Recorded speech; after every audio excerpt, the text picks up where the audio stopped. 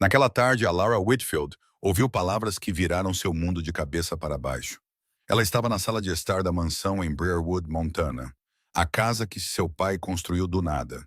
Tijolo por tijolo, tábua por tábua, com o suor e o sangue de um homem que nunca aprendeu a desistir. Diante dela estava um advogado de terno preto. E Regina, a mulher que se casou com seu pai 4 anos antes, estava sentada na poltrona de couro. Era a poltrona em que seu pai se sentava todas as noites. Ela estava com uma perna cruzada sobre a outra e um sorriso frio no canto da boca. Era o sorriso de quem venceu um jogo sujo que o outro jogador nem sabia que estava sendo jogado. O advogado abriu o testamento, limpou a garganta e leu sem tirar os olhos da página. A propriedade inteira, as terras e todos os bens pertencem à senhora Regina Dawes. Para a senhorita Alara Whitfield, a cabana perto do Lago de Prata. A cabana abandonada e apodrecida que estava na floresta, intocada por 12 anos. O lugar onde ninguém pisava desde o dia em que sua mãe foi embora. Alara sentiu o chão desaparecer sob seus pés. Seu corpo todo começou a tremer. Ela olhou para Regina com os olhos cheios de lágrimas e fúria, porque naquele instante ela entendeu. Tudo tinha sido arranjado há muito tempo. Isso é mentira, Alara gritou, com a voz embargada, o dedo apontado diretamente para o rosto de Regina. Meu pai nunca teria escrito isso. Você arranjou tudo isso, Regina. Eu sei que você fez. As lágrimas corriam sem parar, mas sua voz se manteve firme, porque sua raiva era maior que sua dor. Regina não se moveu. Regina não foi a única que invadiu sua casa. Seus 2 filhos, Troy e Blake, provavelmente estavam na outra ala da mansão, já contando a herança que não mereciam. Por 4 anos, eles viveram do trabalho duro de seu pai, agindo como príncipes de um reino que nunca foi deles. Ela permaneceu naquela cadeira como se fosse dona do mundo inteiro, inclinou a cabeça ligeiramente para o lado e falou com uma voz tão suave que dava arrepios. Minha querida menina, a dor de perder seu pai está fazendo você imaginar coisas que não são reais. Eu entendo. Então a máscara caiu. Os olhos de Regina escureceram. A suavidade desapareceu como fumaça. E ela se inclinou para a frente, sua voz baixa e afiada como uma lâmina. Mas o testamento está assinado, autenticado, e a lei é a lei. Aceite, Alara. Mas o que assombrava Alara não era o testamento. Era outra pergunta, uma que ficava cada vez mais alta em sua mente, enquanto ela arrastava uma velha mala de couro pela estrada de terra quente, sozinha sob o sol escaldante de Montana, em direção à cabana apodrecida que agora era o único lugar no mundo que lhe pertencia. Seu pai nunca esteve doente um único dia em sua vida. Ele era extraordinariamente forte, trabalhando de manhã à noite sem uma palavra de queixa.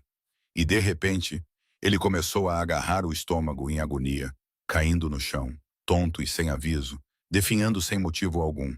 E Regina trouxe o médico, preparou o chá, sentou-se ao lado de sua cama dia e noite, até que toda Briarwood a elogiava como uma esposa tão dedicada. 4 anos ela viveu sob o mesmo teto que aquela mulher, sem suspeitar de nada. E agora o pensamento cravava em seu peito como numa faca. E se Regina não estivesse cuidando de seu pai para curá-lo, mas envenenando-o lentamente, um pouco a cada dia? Uma gota de algo em seu chá da manhã, algo em sua tigela de mingau à noite, até que finalmente seu corpo não pudesse mais suportar. As lágrimas escorriam por suas bochechas na estrada vazia, onde não havia uma única alma à vista. E ela sussurrou com a voz trêmula. O que você fez com meu pai, Regina? Ela não queria ir para aquela cabana. Nem ela nem seu pai pisavam lá desde o dia em que sua mãe foi embora. O lugar guardava muitas memórias dolorosas, mas era o único lugar no mundo que ainda era dela, e ela precisava chegar lá antes do anoitecer. Seu carro ficou sem gasolina na estrada, e ela teve que andar o último trecho. A mala ficava mais pesada a cada passo. Seu braço doía, o suor escorria por suas costas. E a estrada estava completamente deserta, até que ela dobrou uma curva e parou. Um Cadillac Escalade preto e reluzente estava estacionado torto na beira da estrada. A porta estava aberta, ninguém dentro, e a poucos metros de distância. Debaixo de um carvalho antigo, havia um homem inconsciente. Seu terno era caro, mas rasgado. Seu rosto estava machucado. Suas costas estavam cobertas de feridas. Cicatrizes antigas marcavam suas mãos, do tipo que não são feitas por acidente. A Lara correu até ele, caiu de joelhos, sacudiu seu ombro e ele abriu os olhos. Quando ele olhou para ela, a Lara sentiu algo estranho passar por seu peito, porque aqueles olhos eram de um azul escuro. Um azul tão profundo que ela nunca tinha visto olhos como aqueles em todos os 27 anos de sua vida. Ela não sabia quem ele era, de onde ele vinha, se era perigoso ou decente. E quando ela o ajudou a se levantar, sua mão roçou em algo duro e frio sob o paletó do terno dele, uma pistola em um coldre de ombro. Seu coração gelou por um segundo, mas ele gemeu de dor, seus olhos desfocados, fraco demais para ser uma ameaça. E a Lara, uma garota que acabara de ser traída pela pessoa em quem mais confiava no mundo, uma garota que jurara que nunca mais confiaria em ninguém, não conseguiu passar por outro ser humano e deixá-lo para morrer na beira da estrada. Ela o ajudou a entrar no veículo e dirigiu o Escalade com os dois através da floresta de pinheiros em direção ao Lago de Prata. Ele se segurou em seu ombro durante todo o caminho. Sua respiração estava quente em seu pescoço. E aquele calor estranho permaneceu ali, recusando-se a sair durante as 4 horas de viagem em silêncio. Mas antes de eu te contar o que aconteceu na cabana na manhã seguinte, você precisa saber quem aquele homem realmente era. Você precisa saber de onde ele veio e o que aconteceu em sua vida que o deixou deitado na beira da estrada nos bosques de Montana como um homem sem mais razão para viver.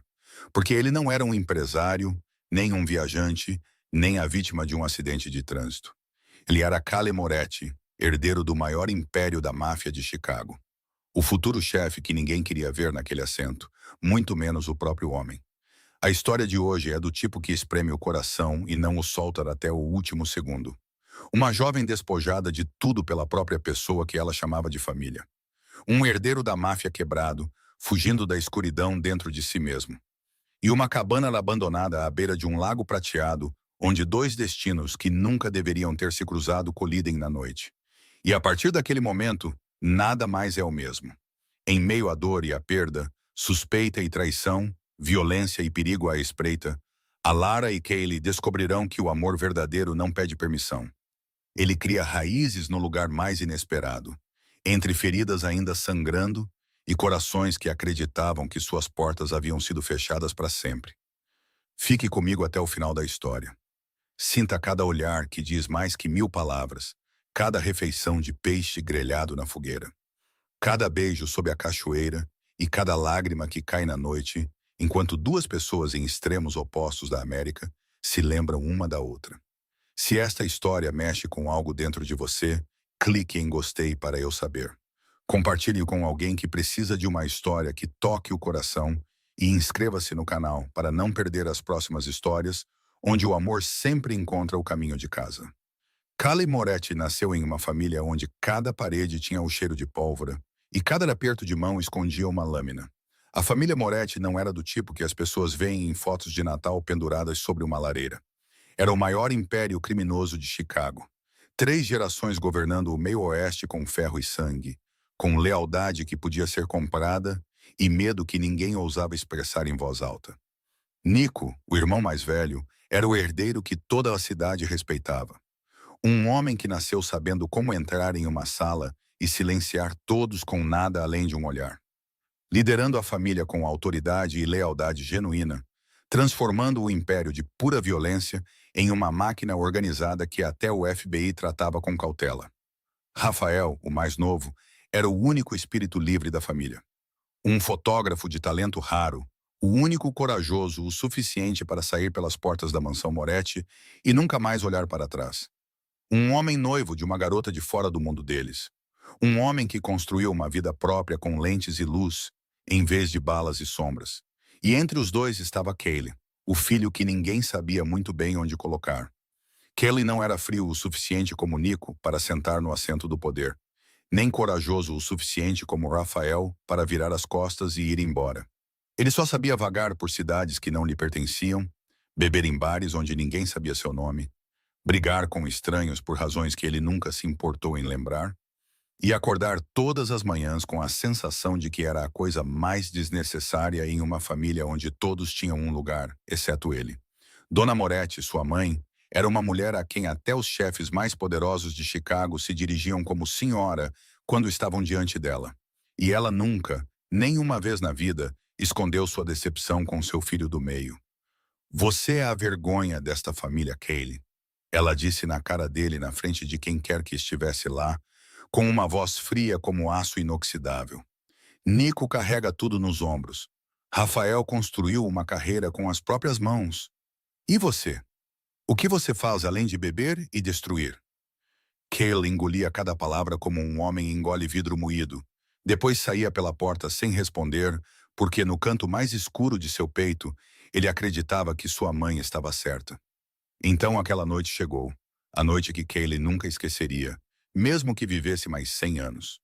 Nico e Isabelle, sua esposa, grávida de 7 meses, estavam voltando para Chicago depois de uma viagem de fim de semana. O carro deles foi bloqueado em uma estrada suburbana deserta. 4 SUVs pretos os cercaram por todos os lados, e os pistoleiros de Vince, o martelo Caruso, o inimigo jurado da família Moretti, saíram da escuridão. Eles não disseram uma palavra, apenas atiraram. Cale recebeu a ligação às 2 da manhã e dirigiu para o local a uma velocidade que mais tarde não conseguiu lembrar. Quando ele abriu a porta do carro de Nico, o vidro quebrado brilhava sob os faróis. Os assentos de couro estavam encharcados de sangue e seu irmão estava sentado lá, com a cabeça caída para o lado, os olhos abertos, mas não vendo mais nada. Isabelle estava ao lado dele, uma mão ainda apoiada em sua barriga inchada, como se em seu último momento ela ainda estivesse protegendo o filho que nunca teve a chance de nascer. 3 vidas, uma noite. Cale caiu de joelhos ao lado do carro e gritou. Um som que rasgou a noite de Chicago. Um grito que as pessoas que estavam lá disseram mais tarde ser o som mais doloroso que já tinham ouvido em suas vidas. A família Moretti se vingou. Vários homens de Caruso caíram nas semanas seguintes, mas Vince ainda estava vivo, ainda se escondendo em algum lugar na escuridão. E a guerra não havia acabado. E Cale, pela ordem de sucessão, tornou-se o próximo na linha, colocado na mesma posição que ninguém jamais acreditou que ele merecia ocupar. Muito menos o próprio Kyle. Algumas semanas após o funeral, Donna finalmente saiu de seu quarto, mais magra, mais velha, com os olhos fundos como se tivessem chorado até secar. Ela encontrou Cale sentado sozinho na sala de estar escura, um copo de licor na mão, olhando para a lareira fria. Ela se sentou em frente a ele, em silêncio por um longo tempo. E quando finalmente falou, sua voz não carregava sua raiva habitual. Carregava algo mais pesado, um esgotamento que parecia vir do fundo de seus ossos. Seu irmão valorizava cada dia que estava vivo, disse ela, olhando diretamente para Cale sem piscar. Ele se levantava antes do amanhecer, cuidava de tudo, amava sua esposa com todo o coração e estava se preparando para se tornar pai com uma felicidade que toda esta família podia sentir. E a vida o levou embora, Cale. Não você. Ela fez uma pausa, respirou fundo, trêmula, e acrescentou, você não valoriza a vida que tem. Você nunca valorizou. Ela entendeu o que sua mãe estava dizendo, sem que ela precisasse dizer claramente. Que se ela tivesse tido a escolha, ela o teria trocado por Nico sem pensar 2 vezes. E a coisa mais cruel, a coisa que o destruiu por dentro, foi que ele não podia culpá-la, porque no fundo de si mesmo, ele acreditava que a vida tinha levado o filho errado. Naquela noite, Cale dirigiu o Escalade para um bar em uma cidade remota perto da fronteira de Wyoming com Montana. Um lugar de luzes fracas e bebida forte, onde ninguém fazia perguntas. Ele sentou-se no canto e bebeu um copo após o outro, tentando afogar o buraco negro em seu peito que nada conseguia preencher, até que ouviu vozes da mesa ao lado. Um grupo de 4 homens falando sobre ele em alto e bom som, sem se preocupar em esconder. Kelly Moretti liderando a família. Nico deve estar se revirando no túmulo. Toda Chicago vai virar uma piada. Cale pousou o copo, levantou-se, caminhou até eles e disse apenas uma frase. Diga de novo. Então, antes que o outro homem pudesse sequer torcer o lábio, Cale deu o primeiro soco. 4 contra 1, e Cale estava bêbado. Ele derrubou o primeiro homem, empurrou o segundo para o chão, mas o terceiro quebrou uma garrafa em suas costelas por trás e o quarto o jogou no chão com força. Eles não pararam de bater nele. Cada golpe que Kaylee levava doía menos do que o que já doía dentro de seu peito há semanas. Alguém o arrastou para fora e o jogou no banco do motorista do Escalade. E Kaylee partiu noite adentro com a visão turva. O sangue escorrendo pelo rosto, as costelas parecendo que alguém as estava esmagando em um torno, cruzando a fronteira do estado vizinho e entrando na escuridão dos pinhais de Montana, cujos nomes ele não conhecia. Ele não sabia para onde estava indo. Ele não se importava. Ele só queria desaparecer da face da terra, do nome Moretti, dos olhos decepcionados de sua mãe, do fantasma do irmão que ele nunca igualaria. Sua mão escorregou do volante, seus olhos se fecharam, e o Escalade saiu da estrada e parou no acostamento entre os pinhais de Montana. Ninguém na família sabia onde ele estava. Donna estava procurando por ele. Caruso também estava procurando por ele. E Kaylee estava lá, debaixo de um carvalho, inconsciente, esperando por alguém cujo nome ele nunca conhecera para salvar sua vida. Quando Kaylee abriu os olhos novamente, a luz do sol da manhã já havia entrado pela velha moldura da janela e deixado um brilho dourado e quente em seu rosto, o tipo de luz sob a qual ele não se lembrava da última vez que acordou. Seu corpo doía. Cada respiração trazia uma pontada aguda em seu lado esquerdo. Mas quando ele olhou para o peito, viu bandagens brancas firmemente enroladas em suas costelas e costas. Limpas e cuidadosamente feitas pelas mãos de alguém que sabia exatamente o que estava fazendo. Ele se lembrava apenas de fragmentos. Olhos verdes olhando para ele no escuro. O leve cheiro de cabelo cacheado quando alguém o ajudou a entrar no carro. A sensação de apoiar a cabeça em um ombro cujo nome ele não sabia. E depois, nada. Ele se sentou lentamente, suas costelas protestando a cada centímetro, e olhou ao redor do quarto. Paredes de pedra, uma cadeira velha no canto com sua camisa e paletó dobrados sobre ela. Nenhuma decoração, nenhum luxo, um tipo profundo de silêncio que só existe em lugares que o mundo ainda não tocou. Então ela apareceu na porta, cachos castanhos emoldurando seu rosto contra a luz, caindo em um emaranhado solto sobre seus ombros, um copo de água na mão. E quando ela entrou, Kaylee reconheceu os olhos verdes que ele tinha visto através da névoa. Olhos que agora, à luz do dia, eram ainda mais verdes do que ele se lembrava, mas também muito mais frios. "Como você está se sentindo?" Ela perguntou, sua voz neutra, nem quente nem fria, apenas educada o suficiente para perguntar, e nem de perto o suficiente para convidá-lo a ficar. Ela ficou a pelo menos 2 passos de distância dele, segurando o copo em sua direção sem se aproximar, como se já tivesse medido uma distância segura e não tivesse intenção de encurtá-la nem por um centímetro. Kaylee pegou a água, bebeu de um só gole e respondeu com uma voz ainda rouca da noite anterior. "Melhor. Você me enfaixou?" Ela fez um breve aceno de cabeça, não ofereceu mais explicações, e então se virou como se fosse sair. Mas Kay olhou para a janela, e o que ele viu lá fora o fez esquecer a dor em seu lado. Esquecer tudo por um momento suspenso. O lago se estendia diante dele, vasto e aberto. Sua superfície imóvel refletia o céu como um enorme espelho de prata. A luz do sol da manhã dançava em cada pequena ondulação, espalhando milhões de faíscas brilhantes. Além dele, uma linha de montanhas verde escuras corria até o horizonte. O vento entrava pela janela, trazendo o cheiro de pinho fresco, água limpa e terra úmida depois da chuva. Um ar que ele nunca havia respirado em nenhuma das cidades por onde vagou. "Onde é este lugar?" ele perguntou, os olhos ainda fixos no lago. "Lago de Prata." Ela respondeu brevemente da porta. "Minha casa." Kaylee se virou para olhá-la. E pela primeira vez, os dois realmente se olharam à luz do dia, sem escuridão, sem febre, sem a urgência da noite anterior. "Eu sou Kaylee Moretti", ele disse, observando o rosto dela com atenção para ver se aquele nome mudaria sua expressão, se a faria recuar, se acionaria algum alarme dentro dela. Mas não, nada. Ela o olhou com seus olhos verdes claros, e o nome Moretti passou por ela como o vento que se move sobre um campo aberto, sem deixar marca alguma. E Kaylee sentiu uma estranha onda de alívio subir em seu peito, porque pela primeira vez em sua vida, seu nome não carregava peso algum. "Eu sou a Lara Whitfield", disse ela.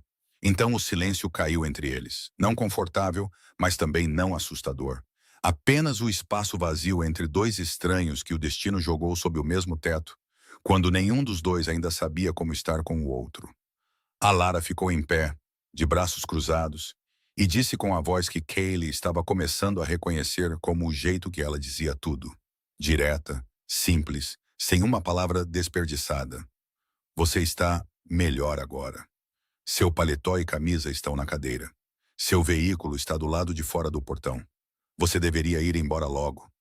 Ela disse isso como se estivesse fazendo o check-out dele de um hotel, educada, mas firme, e tudo em sua postura, na forma como cruzava os braços, na forma como mantinha a distância, dizia a mesma coisa. Ela não o queria ali nem um segundo a mais do que o necessário. Kelly sabia que deveria se levantar, vestir suas roupas, ir embora e esquecer que este lugar existia. Mas ele não o fez. Em vez disso, ele se levantou lentamente, saiu do quarto e olhou pela cabana enquanto a luz do dia revelava tudo o que a escuridão havia escondido.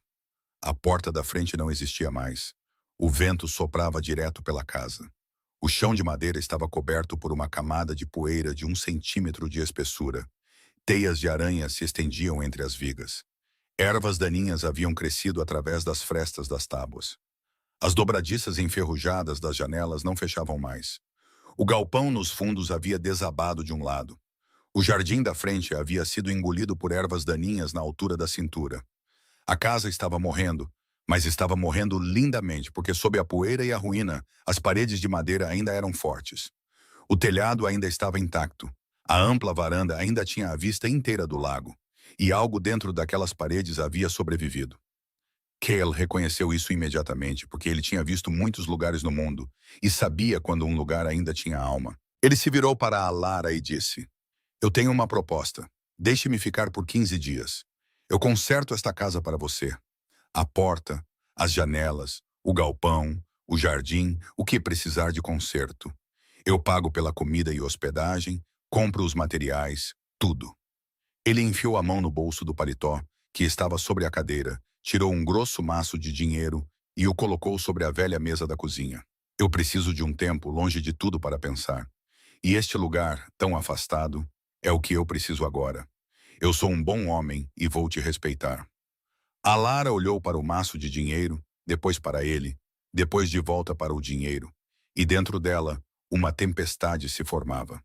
Tudo nela gritava que isso era um erro. Ela acabara de ser traída pela pessoa com quem dividiu o teto por 4 anos. Ela acabara de jurar que nunca mais confiaria em ninguém. E agora, um homem estranho com uma arma escondida sob o paletó estava em sua cozinha pedindo para ficar por 15 dias, e ela teria que estar louca para concordar. Mas então ela olhou nos olhos dele, e lá ela viu algo que reconheceu imediatamente, porque via todas as manhãs no espelho. Dor. Não a falsa tristeza do tipo que Regina usava enquanto estava sentada na poltrona de couro de seu pai, derramando lágrimas de crocodilo, mas dor real. O tipo que se instala nos ossos. O tipo que vive no fundo dos olhos e não pode ser escondido. Não importa o quanto uma pessoa tente. O tipo que poderia levar um homem adulto a cruzar fronteiras estaduais durante a noite, até desmaiar inconsciente na beira da estrada. E ela olhou ao redor da casa, a casa em ruínas da qual ela era a única dona agora.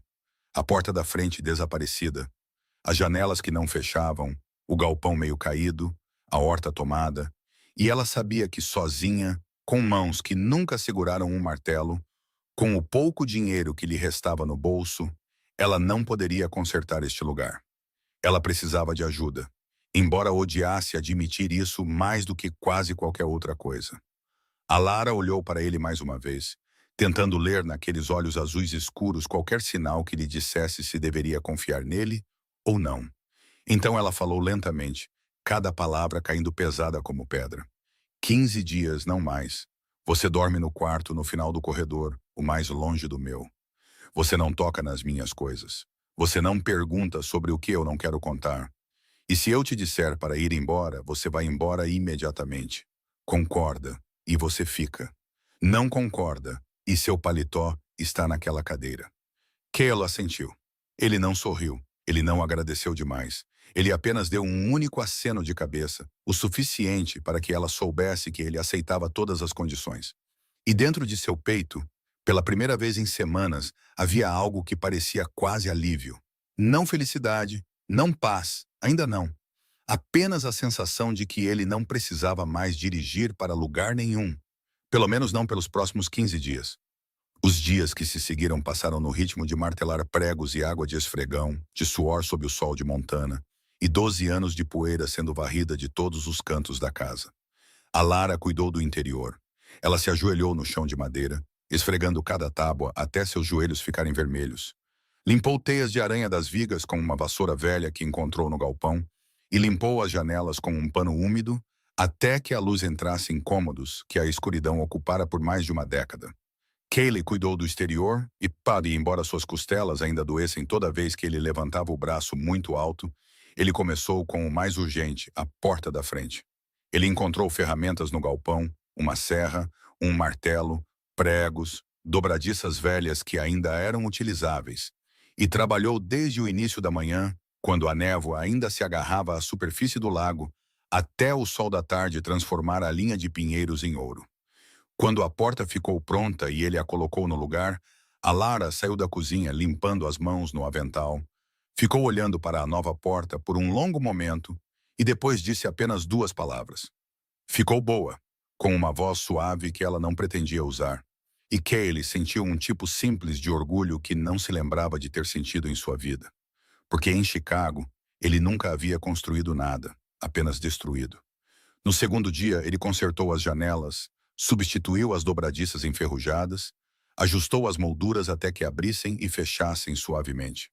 No terceiro dia, ele remendou a parede desabada do galpão com tábuas salvas de sobras de dentro da casa e colocou as ferramentas espalhadas de volta em ordem no chão.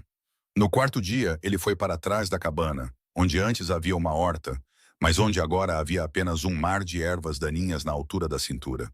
E quando ele se abaixou e começou a arrancar a grama, um tufo de cada vez, sua mão tocou algo macio e úmido sob as raízes emaranhadas. Ele afastou as ervas daninhas e as encontrou lá. Tomateiros ainda carregados de frutos vermelhos e maduros sob a cobertura de grama. Batatas deitadas tranquilamente na terra, esperando que alguém as desenterrasse. Cenouras levantando topos verdes através do crescimento selvagem. Tudo ainda vivo, ainda crescendo, ainda esperando pacientemente sob a ruína, como se soubesse que mais cedo ou mais tarde, alguém voltaria.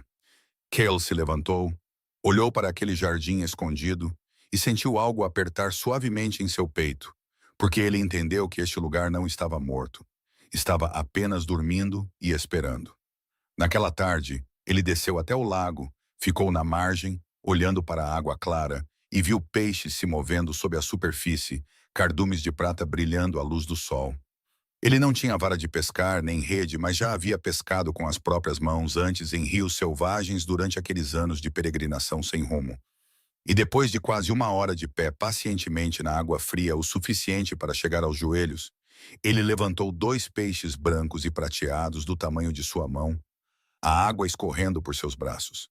E embora ninguém o tenha visto, ele sorriu pela primeira vez desde a noite em que caiu de joelhos ao lado do carro de Nico, crivado de balas. Na primeira noite, a Lara cozinhou. Ela encontrou algumas cenouras e verduras que ainda restavam no jardim e fez uma panela de sopa no velho fogão a gás que levou quase 1 hora para funcionar. Ela nunca precisou cozinhar em sua vida. Na propriedade de Briarwood, sempre houve um chefe para preparar todas as refeições. E o resultado foi uma sopa rala e aguada, quase sem gosto, pouco mais que água quente com alguns pedaços de vegetal flutuando nela. Ela serviu 2 tigelas e as colocou na mesa. Cale olhou para a copa-topa, levou-a à boca, tomou um gole e terminou a tigela inteira sem fazer careta, sem dizer uma única palavra de reclamação, apenas acenando com a cabeça em agradecimento quando a tigela estava vazia. A Lara provou a sua, torceu o nariz, tentando esconder e falhando, depois soltou um suspiro e olhou para a janela. Na segunda noite, Cale cozinhou. Ele usou os 2 peixes que havia pescado no lago, limpou-os, fez cortes nas laterais e os recheou com raminhos de ervas que encontrou crescendo selvagens ao longo da margem, tomilho, segurelha selvagem e um pouco de alecrim que ele reconheceu pelo cheiro à distância. Ele cozinhou o peixe em uma velha frigideira de ferro fundido que encontrou no galpão até a pele ficar crocante e dourada e a carne por dentro se desfazer macia, com batatas do jardim cortadas em pedaços e assadas com alecrim e sal grosso até o exterior ficar crocante e o interior derreter macio. Quando ele colocou os dois pratos na mesa, o aroma encheu a pequena cozinha, o cheiro quente e rico de ervas frescas, misturado com peixe assado e batatas, até que toda a casa pareceu ganhar vida de uma forma que limpador de chão e martelar pregos nunca conseguiriam. A Lara sentou-se, cortou um pedaço de peixe, levou-o à boca e fechou os olhos. Ela mastigou lentamente, e quando engoliu, seu corpo inteiro pareceu soltar um suspiro que ela estava segurando desde o dia em que saiu pelas portas da propriedade de Briarwood com seus pertences gastos. Porque esta foi a primeira coisa boa que ela comeu desde que tudo desmoronou. A primeira mordida que tinha gosto de cuidado em vez de sobrevivência. Ela terminou o prato inteiro em silêncio. Depois olhou para a janela onde o lago havia ficado preto na noite e disse com uma voz pequena, tocada por um traço de sonho que ela não controlava: "Eu queria que houvesse um pedaço de bolo." Então ela se virou para ele rapidamente, como se tivesse acabado de dizer algo muito particular, e mudou de assunto imediatamente. Cale não disse nada. Ele apenas se lembrou. 6 dias se passaram assim, no ritmo repetido de trabalho e refeições, de frases curtas que eram apenas o suficiente, e longos silêncios que nenhum dos dois tentava preencher. E a cada dia, embora não quisesse admitir, a Lara o observava. Ela observava a maneira como ele acordava antes dela todas as manhãs, e já havia começado a trabalhar quando ela abria os olhos. A maneira como ele nunca reclamava, embora suas costelas ainda doessem. A maneira como ele mantinha exatamente a distância que ela havia dito no primeiro dia, sem nunca tentar se aproximar nem um pouco. A maneira como ele lavava a louça depois de cada refeição sem precisar ser pedido. A maneira como ele dizia pouco e fazia muito com uma facilidade natural que não parecia ensaiada. E no lugar mais profundo que ela não ousava olhar diretamente, o muro que ela havia construído depois do dia em que Regina a expulsou de casa. Aquele muro feito de suspeita e medo, e um voto de nunca mais confiar em ninguém. Aquele muro estava começando a mostrar pequenas rachaduras, pequenas demais para o olho ver, mas grandes o suficiente para o coração sentir, embora ela ainda não estivesse pronta para admitir, nem mesmo para si mesma. Naquela noite, depois que os pratos de peixe assado foram retirados e os 2 copos de água estavam sobre a velha mesa de madeira, a Lara não se levantou para limpar a louça, como sempre fazia. Ela permaneceu sentada, com as 2 mãos apoiadas na mesa, os olhos fixos em Cale com o olhar que ele começara a reconhecer como o que ela usava quando estava prestes a dizer algo que não podia ser ignorado. "Se você quer ficar na minha casa, eu preciso saber quem você é", disse ela, sua voz nem fria nem quente, apenas direta o suficiente para ele entender que aquilo não era um convite para conversar, mas uma condição. "Eu deixei você ficar 6 dias sem perguntar nada. Agora estou perguntando. Você me conta primeiro." Cale olhou para ela, depois baixou o olhar para as mãos, mãos agora marcadas com calos frescos de 6 dias, segurando um martelo e uma serra, e começou a falar. Ele contou a ela sobre Nico, o irmão mais velho que toda a família respeitava. Aquele que carregou tudo nos ombros desde muito jovem e fez tudo parecer tão fácil que todos esqueceram o quão pesado era. Ele contou a ela sobre Rafael, o mais novo, o espírito livre, o fotógrafo talentoso, o único que escapou da órbita da família e construiu uma vida de paixão em vez de dever. Ele contou a ela sobre si mesmo, o filho do meio que não pertencia a lugar nenhum. Imprudente, à deriva, bebendo, brigando, procurando por todo o mundo por alguma versão de si mesmo que alguém pudesse aceitar e nunca encontrando. Ele contou a ela sobre sua mãe, Donna, a mulher poderosa a quem todas as principais famílias de negócios de Chicago se dirigiam como senhora, e a maneira como ela olhava para ele com olhos que nunca estavam satisfeitos. "Uma família de negócios poderosa", ele disse. E essa foi a meia-verdade que ele escolheu contar. Porque dizer família de negócios era muito mais fácil de engolir do que dizer família da máfia, para uma mulher que ele conhecia há apenas 6 dias. E Cale disse a si mesmo que não era uma mentira. Apenas não era toda a verdade ainda, embora no fundo ele soubesse que a linha entre essas duas coisas era mais fina do que ele queria admitir. Então ele contou a ela sobre aquela noite e sua voz diminuiu, ficou mais pesada, como se cada palavra tivesse que ser puxada do fundo de um poço. Seu irmão e cunhada, que estava grávida, foram mortos pelos rivais da família a caminho de casa em uma noite comum, que ninguém imaginava que seria a última. 3 vidas perdidas em questão de minutos, e o vazio que deixaram para trás era algo que nada na terra poderia preencher. Quando ele chegou à parte de chegar ao local e ver seu irmão sentado no carro com os olhos abertos e não vendo mais nada, sua voz falhou, seus olhos se encheram de lágrimas, e ele parou por um longo tempo, olhando para a janela onde o lago estava preto sob o céu noturno. A Lara sentou-se em silêncio e ouviu do começo ao fim sem interromper, sem perguntar mais, sem julgar, apenas sentada ali com as mãos ainda na mesa e seus olhos verdes nele com um tipo de atenção que Cale não estava acostumado a receber de ninguém. Atenção sem exigência. Quando ele parou, o silêncio caiu entre eles, pesado com o cheiro persistente de peixe assado no ar e o som dos grilos na varanda. E então a Lara falou, "Minha vez." E ela começou a contar sua história com uma voz calma no início, embora tenha ficado mais fina a cada frase. Sobre sua mãe, Catherine, a mulher que amou esta cabana mais do que qualquer lugar na terra, que plantou o jardim de rosas na propriedade de Briarwood com as próprias mãos e morreu quando a Lara ainda era jovem demais para se lembrar de seu rosto claramente, mas velha o suficiente para se lembrar de seu cheiro para sempre. Ela contou a ele sobre seu pai, Walter. Um homem que construiu tudo do nada, que trabalhou sob sol e chuva sem nunca reclamar, que amava sua filha mais do que tudo no mundo. E ela sabia disso com a mesma certeza que sabia que o sol nascia todas as manhãs. Ela contou a ele sobre Regina, a mulher que entrou na vida de seu pai 4 anos antes com um sorriso gentil e uma xícara de chá todas as manhãs. Sobre a doença sem nome que destruiu lentamente seu pai, de uma forma que ninguém conseguia explicar. Sobre o testamento que não poderia ser real. Sobre a tarde em que foi expulsa da casa que seu pai construiu com suor e sangue, carregando nada além de uma velha mala de couro e uma fotografia de sua mãe. "E agora estou aqui?" disse ela, sua voz ainda firme, embora seus olhos estivessem brilhantes de lágrimas, sem dinheiro, com uma casa em ruínas, e aquela mulher está dormindo na cama do meu pai. Então o silêncio caiu novamente. Mas desta vez foi diferente.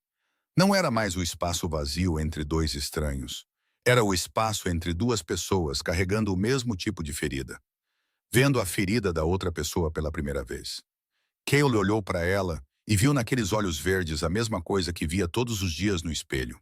Perda, raiva sem ter para onde ir e a sensação de ser abandonado pelas mesmas pessoas que deveriam tê-lo protegido. "Eu também perdi meu irmão", ele disse suavemente. "Eu entendo." A Lara olhou para ele por um longo momento. Depois disse com uma voz mais gentil do que pretendia usar. Uma voz que teria surpreendido até a si mesma se tivesse se ouvido, porque era mais suave do que qualquer coisa que ela dissera desde o dia em que saiu da propriedade. "Eu acho que sua mãe está com muita dor e diz coisas que não quer dizer de verdade. Ela perdeu o filho, a nora, o neto que não nasceu, tudo em uma noite. Esse tipo de dor faz as pessoas dizerem as coisas mais cruéis para a pessoa que mais amam. Você é o filho dela. Ela te ama. Mesmo que agora ela não consiga mostrar isso." Kelly olhou para ela e sentiu algo se quebrar dentro de seu peito. Porque ninguém, nenhuma mulher em sua vida, jamais havia falado com ele daquela maneira, sem julgamento, sem pedir que ele mudasse, sem pedir que ele provasse que merecia algo. Apenas uma verdade simples dita no lugar certo, na hora certa, tocando o ponto mais profundo da dor, com precisão perfeita. Ele queria dizer obrigado, mas não encontrou as palavras, então apenas assentiu e engoliu em seco. Então a Lara baixou os olhos para as mãos na mesa e falou com uma voz menor, quase um sussurro. A primeira vez que sua voz não estava firme como sempre. "A coisa mais dolorosa não é perder a casa. Não é perder o dinheiro. É que eu vivi sob o mesmo teto que aquela mulher por 4 anos. Vi o sorriso dela todos os dias. Vi meu pai beber o chá que ela fazia para ele todos os dias. E eu não vi nada. Não percebi nada. Eu tenho medo, Cale. Tenho medo que meus olhos não saibam distinguir em quem se pode confiar e em quem não se pode. E se eu confiar em alguém de novo, serei traída novamente sem nem mesmo saber. Quando ela terminou, ela não olhou para ele. Seus olhos permaneceram baixos na mesa. E Kayla entendeu que o que ela acabara de dizer não era algo que ela dizia às pessoas. Era a coisa que ela mantinha enterrada mais fundo dentro de si mesma. E pela primeira vez, ela a deixou sair. Não porque confiava nele, mas porque estava cansada demais para continuar carregando sozinha. Ele não disse, eu não vou te trair. Porque ele sabia que promessas como essa eram baratas e sem sentido, vindo da boca de um estranho. Então, ele apenas disse, eu sinto muito pelo seu pai também, com uma voz que era real e não acrescentou mais nada. Porque às vezes, dizer pouco é a única maneira de não danificar o momento em que alguém acabou de deixar você ver a parte mais frágil de si. Naquela noite, eles limparam a mesa em silêncio, cada um lavando metade da louça. E quando a Lara disse boa noite antes de se virar para seu quarto, sua voz estava um pouco mais quente do que nas noites anteriores. Apenas um pouco, mas Kaylee ouviu, e ele sabia que o muro que ela havia construído agora tinha uma rachadura pequena, quase invisível. Mas estava lá. Na manhã seguinte, a Lara dirigiu o Escalade de Calo até a cidade de Briarwood, porque seu próprio carro havia morrido na estrada no dia em que foi expulsa da propriedade e ela não tinha dinheiro para consertá-lo. Ela precisava comprar alguns itens essenciais: sal, sabão, algumas ferramentas que o galpão não tinha. Mas a verdadeira razão pela qual ela foi à cidade naquele dia foi porque precisava ver uma pessoa, a única pessoa no mundo em quem confiava além de seu pai. Beth Calloway vivia em uma casa modesta nos arredores de Briarwood. Embora escolhesse uma vida simples, ela era uma mulher de meios independentes significativos, tendo administrado silenciosamente o bem-sucedido negócio de madeira de sua família por décadas, longe dos olhos curiosos de pessoas como Regina. Ela tinha 58 anos, com cabelos prateados presos no alto e mãos largas que seguraram a Lara desde que era uma menina, passando pelo dia em que sua mãe morreu e muito depois, cumprindo a promessa que fez a Catherine. Quando a Lara apareceu na porta, Beth abriu e congelou por um segundo ao vê-la. Depois a puxou para seus braços e a abraçou com tanta força. A Lara ouviu os ossos da mulher estalarem, e Beth começou a chorar antes mesmo que a Lara conseguisse dizer uma palavra. Ela a levou para dentro, a fez sentar, preparou um chá e disse, conte-me tudo, querida. A Lara quase não contou. Seu primeiro instinto foi engolir tudo de volta, como vinha fazendo há dias. Porque ela havia dito a si mesma que não precisava de ninguém, que lidaria com isso sozinha, que não deixaria ninguém vê-la fraca. Mas Beth olhou para ela com olhos que Alara reconheceu imediatamente. Olhos como os de sua mãe, não na cor, mas na maneira como olhavam, diretamente através de cada concha que Alara construía ao seu redor. E ela disse gentilmente, mas com firmeza, você não precisa ser forte sozinha. Alara, aceitar ajuda não é fraqueza. E o muro interno, o muro que ela construiu de medo e suspeita, se partiu com mais uma rachadura, e ela começou a contar. Tudo. Desde o testamento, até Regina sentada na cadeira de seu pai, com aquele sorriso frio, até a tarde em que foi expulsa de casa, até a estrada quente, até a cabana em ruínas. Ela não escondeu nada, e cada palavra que saía de sua boca carregava a leveza de alguém que estava carregando muito sozinha por muito tempo. Beth ouviu do começo ao fim, sua mão segurando a de Alara com força, seu rosto corado de raiva. E quando Alara terminou, a mulher mais velha balançou a cabeça e disse com uma voz trêmula de indignação, seu pai nunca teria feito uma coisa dessas. Eu conheci Walter toda a sua vida. Ele te amava mais do que tudo neste mundo. Então ela continuou, meu filho, Paxton Calloway, é advogado. E um bom advogado. Direto. Não tem medo de ninguém. Ele estará em Briarwood em cerca de 8 dias. Vou pedir a ele para te ajudar. Ele saberá exatamente o que fazer com esse testamento. A Lara abriu a boca para dizer que não tinha dinheiro para contratar um advogado. Mas Beth levantou uma mão e a interrompeu antes que ela pudesse dizer a primeira palavra. Eu cuido do dinheiro. Você pode me pagar de volta quando recuperar tudo. Eu prometi à sua mãe que a protegeria se o dia chegasse, e este é o dia em que cumpro essa promessa. A Lara segurou a mão de Beth e as lágrimas escorreram por seu rosto sem que ela tentasse detê-las. Porque pela primeira vez desde que seu pai morreu, Ela sentiu que não estava totalmente sozinha no mundo. Antes de sair, Betty insistiu em mandá-la embora com várias galinhas também. Assim, você terá ovos todas as manhãs, menina. Ninguém pode lutar de estômago vazio. A Lara voltou com o coração mais leve do que na ida. A tarde de Montana espalhava ouro pela estrada de terra e dentro de seu peito. Pela primeira vez desde a tarde em que foi expulsa da propriedade, havia algo que parecia esperança, pequena, mas real.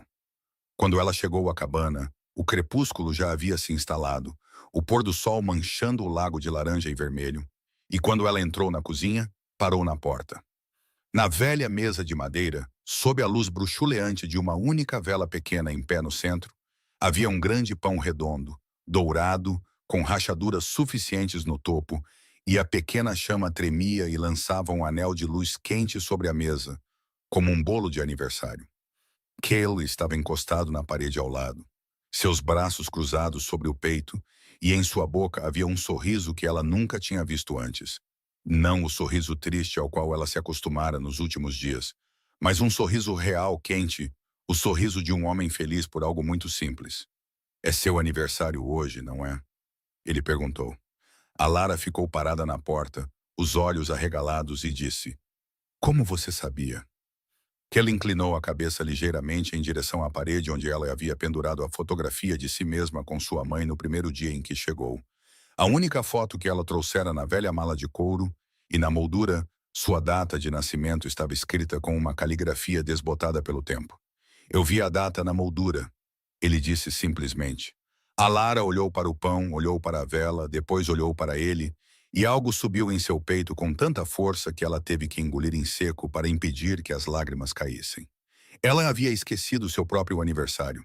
Entre a morte de seu pai, ser expulsa, a casa em ruínas, os dias esfregando o chão e arrancando ervas daninhas, ela havia esquecido que hoje completava 27 anos. Regina viveu sob o mesmo teto com ela por 4 anos, comeu na mesma mesa todas as noites e nunca se lembrou de seu aniversário. E este homem, este estranho que ela conhecia há menos de 2 semanas, o homem que ela encontrou inconsciente na beira da estrada, lembrou-se do dia em que ela nasceu quando ela mesma havia esquecido. Não havia bolo, então eu fiz pão, disse Cale com um leve encolher de ombros. Eu sei que não é a mesma coisa, mas foi o melhor que pude fazer. E a Lara sorriu, não o sorriso educado que ela usara ao falar com Kaylee nos dias anteriores.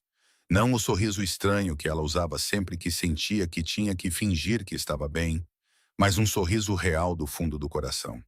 O tipo que enrugava os cantos de seus olhos e iluminava todo o seu rosto.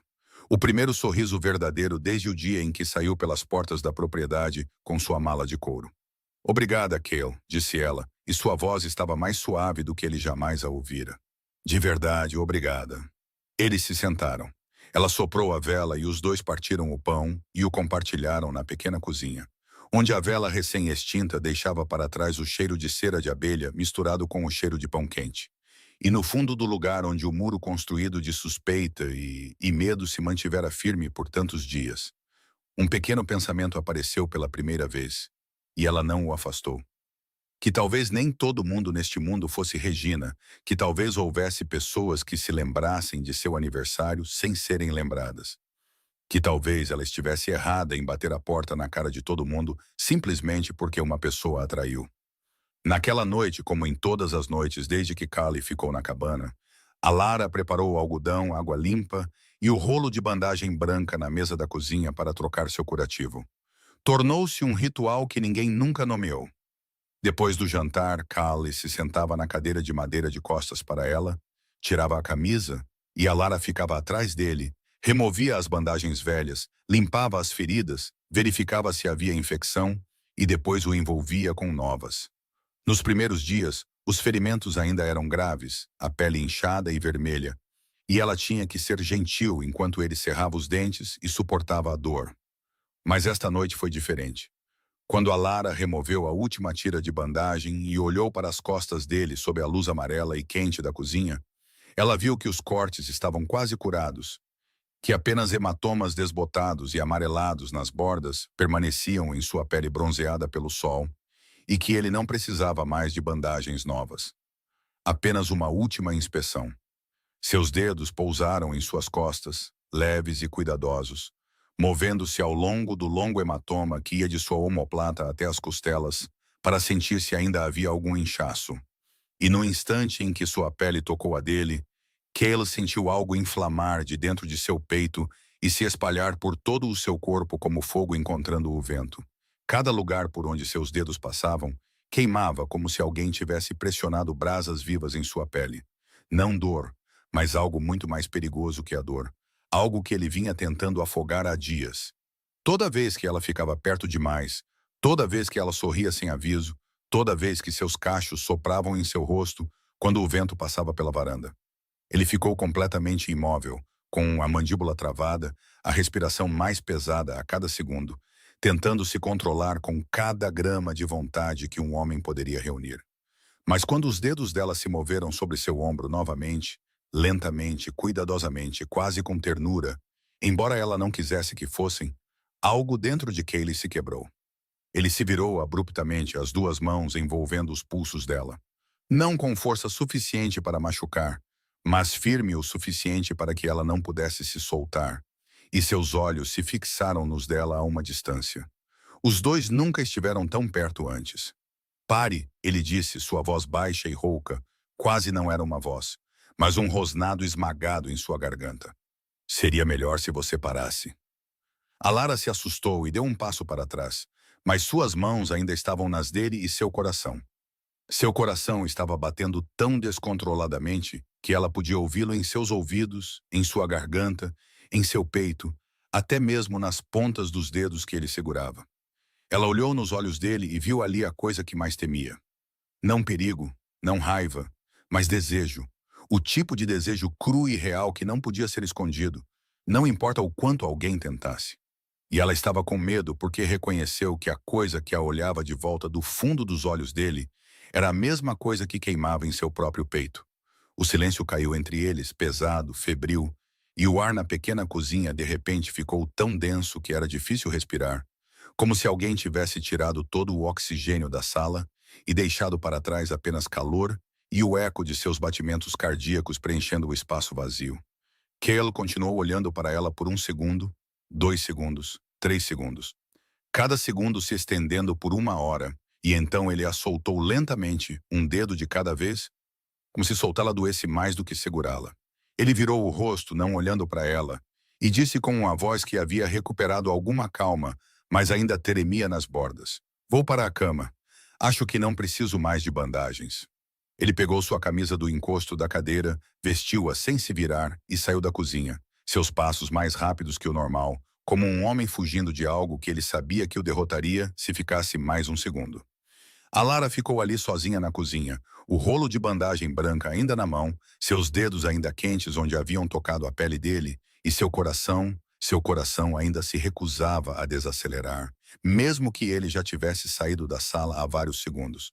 Ela sabia exatamente o que acabara de acontecer, porque também sentira. Sentira desde o momento em que seus dedos tocaram as costas dele e sua pele se arrepiou. Sentira quando ele se virou e seus olhos estavam tão perto que ela podia ver a intensa profundidade índigo de seu olhar. Ela sentia até agora, depois que ele se foi, quando o calor de suas mãos em seus pulsos ainda não havia desaparecido. Mas em sua mente, outra voz começou a surgir. A voz fria e lúcida que ela usara para sobreviver nas últimas semanas.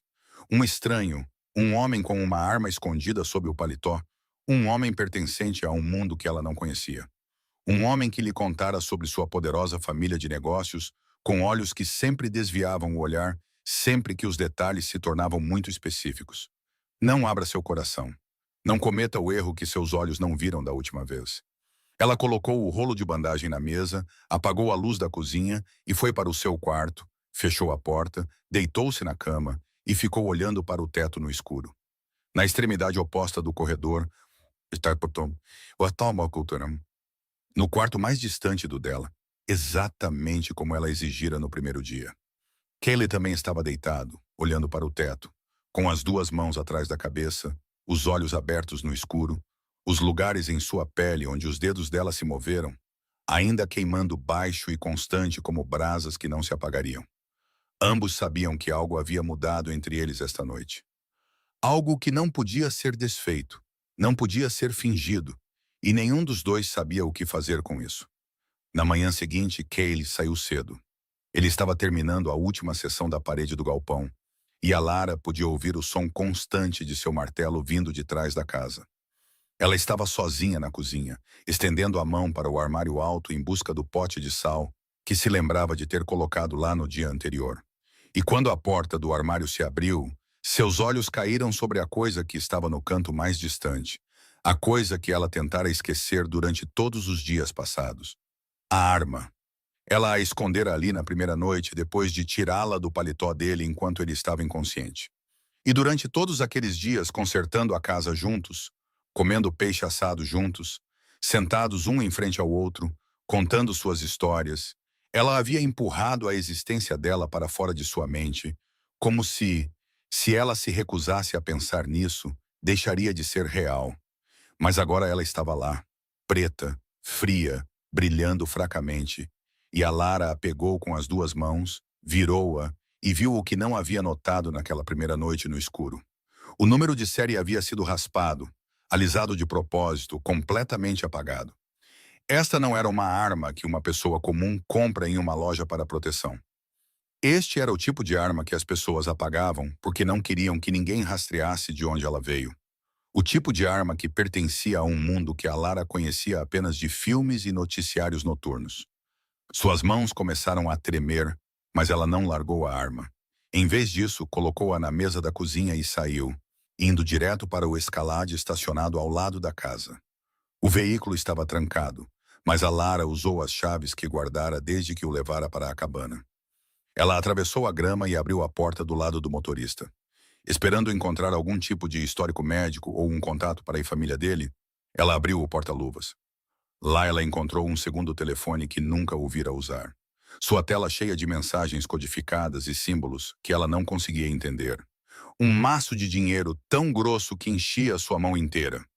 E no fundo, um cartão de identificação laminado com o nome Cale Moretti e um endereço de Chicago. Ela pegou o cartão, olhou para o nome dele impresso ali, depois voltou para dentro, pegou seu telefone antigo, cujo sinal no Lago de Prata era tão fraco que ela tinha que ficar na varanda para conseguir conexão, e com os dedos trêmulos digitou duas palavras na barra de pesquisa. Moretti, Chicago. Os resultados carregaram lentamente por causa do sinal ruim, mas cada linha a atingiu como uma lâmina. A família Moretti, o maior império da máfia de Chicago. 3 gerações governando o meio-oeste. Tráfico de armas, lavagem de dinheiro, violência organizada. Nico Moretti, o chefe da família, assassinado junto com sua esposa grávida. Cale Moretti, seu irmão, o herdeiro aparente. O sangue de Alara gelou em suas veias. No sentido mais verdadeiro, ela sentiu o frio começar nas pontas dos dedos e subir pelos braços, para o peito, para a garganta. O frio de alguém que acabou de perceber que cometeu o mesmo erro que jurou nunca mais cometer. O homem que cozinhava peixe assado para ela todas as noites. O homem que se lembrou de seu aniversário. O homem que a olhou com aqueles olhos azuis escuros que fizeram seu coração disparar na noite anterior era um chefe da máfia. Ela entrou na cozinha, pegou a arma e ficou ali no meio da sala onde os dois haviam compartilhado tantas refeições. Seu rosto pálido, sua mão firmemente enrolada no metal gelado, e esperou. Quando Cal entrou pela porta dos fundos, com suor na testa, serragem ainda grudada em suas mãos. Ele viu a Lara parada no meio da cozinha, segurando sua arma, com o cartão de identificação e o telefone criptografado sobre a mesa ao lado dela. E o sorriso em seu rosto se apagou de uma vez, como uma vela atingida pelo vento. Que tipo de negócio, Kay? A Lara perguntou, sua voz trêmula, embora seus olhos não estivessem. Seus olhos estavam fixos nele com o olhar mais frio que ele já recebera dela. Mais frio até do que no primeiro dia, quando ela lhe disse para ir embora. Uma família de negócios poderosa. Foi o que você disse, não foi? Então, que tipo de negócio? Assassinato. Cale ficou parado na porta. Ele não recuou. Ele não avançou. Ele não levantou as mãos. Ele não tentou arrancar a arma dela. Ele apenas ficou ali, olhando para ela. E em seu rosto não havia pânico nem negação. Apenas o cansaço de um homem que sabe que este momento sempre chegaria, mais cedo ou mais tarde. Eu não escolhi a família em que nasci, disse ele, Sua voz baixa, não oferecendo defesa, nem desculpa, apenas a verdade mais nua que ele tinha para dar. A Lara sentiu a raiva explodir do fundo de seu estômago como um vulcão, uma raiva que ela pensava pertencer apenas a Regina, mas que agora queimava duas vezes mais ferozmente porque carregava o gosto amargo de ser traída pela segunda vez. Pela primeira vez em 4 anos eu confiei em alguém, disse ela, sua voz começando a falhar, as lágrimas escorrendo, embora ela não as enxugasse. Ela as deixou cair porque estava com raiva demais para se importar se ele a via chorando. 4 anos, Cale. 4 anos eu fechei o mundo inteiro porque a pessoa em quem mais confiava me traiu. E então você apareceu. Você consertou minha casa, você cozinhou para mim, você se lembrou do meu aniversário. E eu comecei a confiar em você. Comecei a pensar que nem todo mundo era Regina. E você mentiu para mim. O muro que vinha rachando um pouco mais a cada dia, o muro que o sorriso de aniversário dela, o peixe assado e aquela noite cuidando de suas feridas haviam começado a abalar. Aquele muro não rachou mais agora. Ele se fechou novamente, mais forte do que antes, mais espesso do que antes, 10 vezes mais. Saia da minha casa, disse ela, e sua voz saiu mais firme do que ela esperava, porque a raiva estava lhe dando uma força que a dor teria roubado. Agora mesmo. Kelly olhou para ela por mais um segundo, engoliu em seco e depois deu um lento aceno de cabeça. Ele pegou seu paletó da cadeira, pegou o cartão de identificação e o telefone da mesa, não tocou na arma que a Lara ainda segurava e saiu pela porta da frente. Ele parou nos degraus da varanda, de costas para ela, a luz do sol da manhã caindo sobre seus ombros, e falou sem se virar. Eu não estava mentindo sobre o que sinto por você. Essa parte era real. Então ele desceu da varanda, caminhou até o escalade, abriu a porta, ligou o motor e foi embora. A Lara ficou ali, observando até que o veículo preto desapareceu atrás dos pinheiros. Então ela fechou a porta da frente. A mesma porta que ele construiu para ela com as próprias mãos, encostou as costas nela, escorregou para o chão de madeira que ela mesma havia esfregado e chorou. Ela chorou, não porque o havia perdido, mas porque havia começado a acreditar. E agora não sabia se algum dia ousaria acreditar em alguém novamente. 2 dias se passaram e Cale não foi embora. A Lara soube disso na manhã do segundo dia, quando carregava um balde para o lago em busca de água, e seus olhos varreram a linha de pinheiros a oeste da casa, onde a estrada de terra se curvava antes de desaparecer na floresta. E ela ouviu. O Cadillac Escalade preto estacionado entre dois grandes troncos de pinheiro, a algumas centenas de metros de sua cabana, longe o suficiente para não ser visto da janela da cozinha, mas perto o suficiente para que qualquer pessoa dentro do veículo pudesse ver a cabana inteira e a estrada que levava a ela. Ela pousou o balde e ficou olhando para aquele veículo preto por um longo tempo, e seu coração deu uma batida dolorosa que ela não queria reconhecer, porque entendeu imediatamente o que estava acontecendo. Ele não tinha ido embora. Ela o havia expulsado, gritado em seu rosto, apontado sua própria arma para ele. E ainda assim ele não tinha ido embora. Ele havia estacionado lá fora, estava dormindo no veículo, vigiando-a nos bosques de Montana, onde não havia mais ninguém por quilômetros. Porque mesmo que ela o tivesse mandado embora, ele não podia deixá-la sozinha ali sem ter certeza de que ela estava segura. A Lara ficou ali com o balde aos pés, e a raiva que ela vinha segurando em seu peito por 2 dias como um salva-vidas, de repente rachou um pouco, apenas um pouco, mas o suficiente para ela sentir que sob a raiva havia algo mais que ela tinha medo de nomear. Ela colocou o balde na varanda e seus pés começaram a caminhar em direção ao veículo preto antes que sua mente tomasse a decisão. Ela atravessou a grama, moveu-se através do fino bosque de pinheiros, aproximou-se cada vez mais até ficar a cerca de 10 passos do Escalade. Através do vidro embaçado na luz da manhã, ela viu sua sombra no banco do motorista, a cabeça inclinada para o lado, os olhos fechados, e ela sabia que ele estava dormindo ou tentando dormir depois de 2 noites enrolado dentro do veículo na escuridão fria de Montana. Ela levantou a mão, prestes a dar um passo à frente e bater na janela. Mas sua mão ficou suspensa no ar, os dedos já curvados para bater e ainda assim não batendo. E ela ficou assim por vários segundos, com o coração batendo forte e sua razão gritando: "Não, não!" Ela o havia mandado embora porque ele mentiu para ela, porque ele era da máfia, porque ela havia jurado nunca mais ser traída. E se ela batesse naquela janela agora, então tudo o que ela construiu para se proteger desmoronaria. Ela baixou a mão, virou-se e voltou para a casa, cada passo mais pesado que o anterior. Ela precisava se manter ocupada. Precisava de algo para suas mãos fazerem, para que sua mente não continuasse voltando para o veículo preto entre os pinheiros. Então, ela abriu o velho guarda-roupa no quarto que não tocava desde o dia em que chegou, o guarda-roupa baixo de carvalho que ela sabia ter pertencido à sua mãe, porque quando era pequena, lembrava-se de sua mãe abrindo-o a cada manhã fria à beira do lago para pegar um chale. Dentro havia apenas algumas coisas. O cheiro de madeira velha misturado com o leve aroma de cânfora. Alguns vestidos desbotados e afinados pelo tempo, um chapéu de lã cinza e, no fundo, dobrado com esmero, um lenço de seda cor de creme que, quando a Lara o levantou, algo escorregou das dobras, leve como uma pena, e caiu silenciosamente no chão de madeira. A Lara se abaixou para pegá-lo e viu que era um envelope. O papel amarelado com o tempo. Sem selo, sem endereço, apenas uma linha de caligrafia na frente em uma escrita. A Lara reconheceu imediatamente porque era a mesma caligrafia que havia escrito sua data de nascimento na moldura da foto, a mão de sua mãe. A mão de Alara tremeu ao abrir o envelope, tirar uma folha de papel dobrada e começar a ler. Era uma carta que sua mãe havia escrito para seu pai antes do casamento.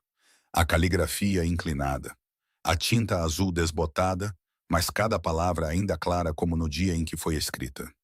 Meu querido Walter, começava na carta, eu sei o que as pessoas dizem sobre você.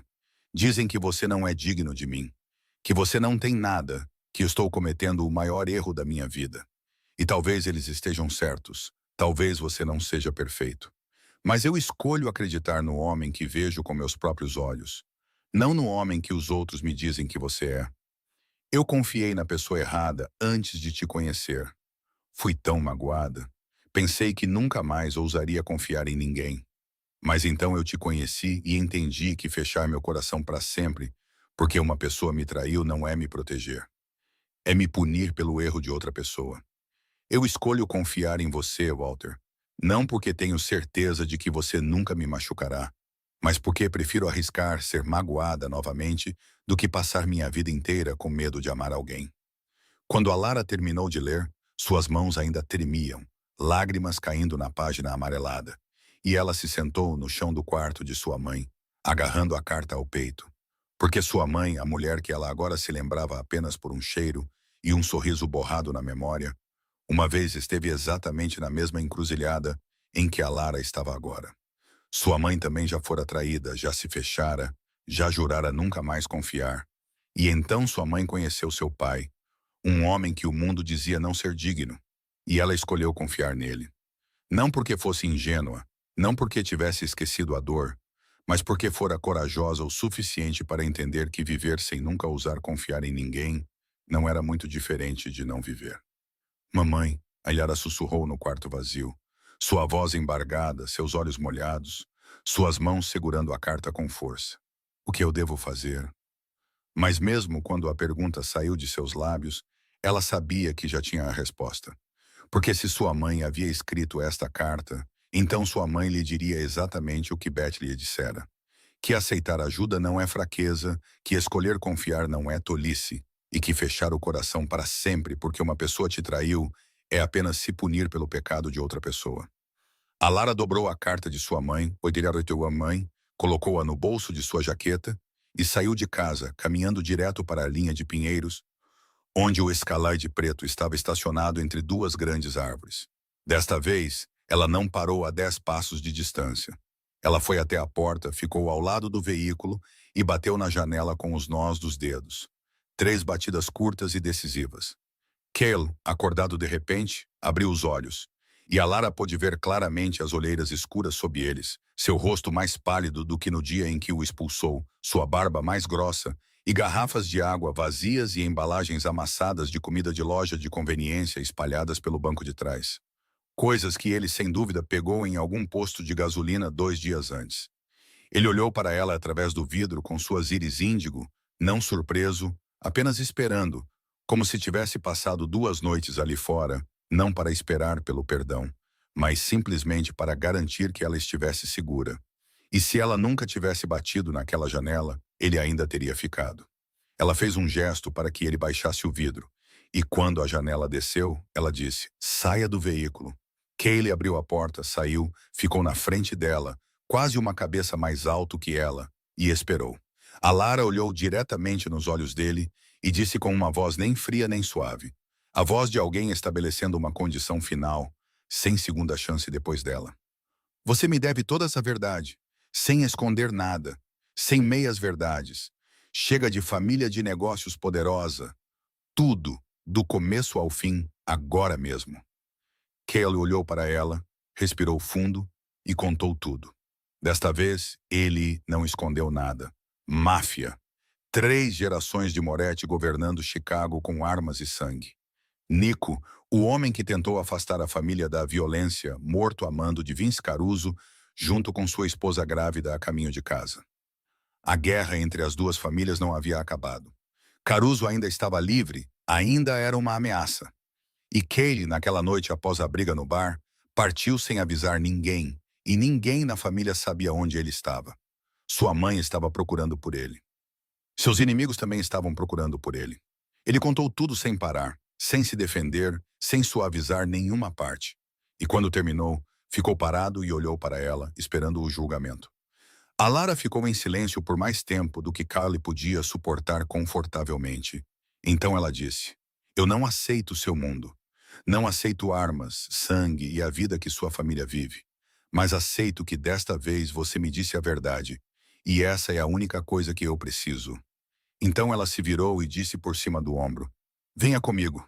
Ela dirigiu o escalade mais fundo na floresta de pinheiros por uma trilha estreita que não percorria desde criança, onde a memória a guiava mais do que a visão. E quando o som da água começou a subir por entre as árvores mais alto e mais perto a cada curva, ela soube que havia encontrado o caminho.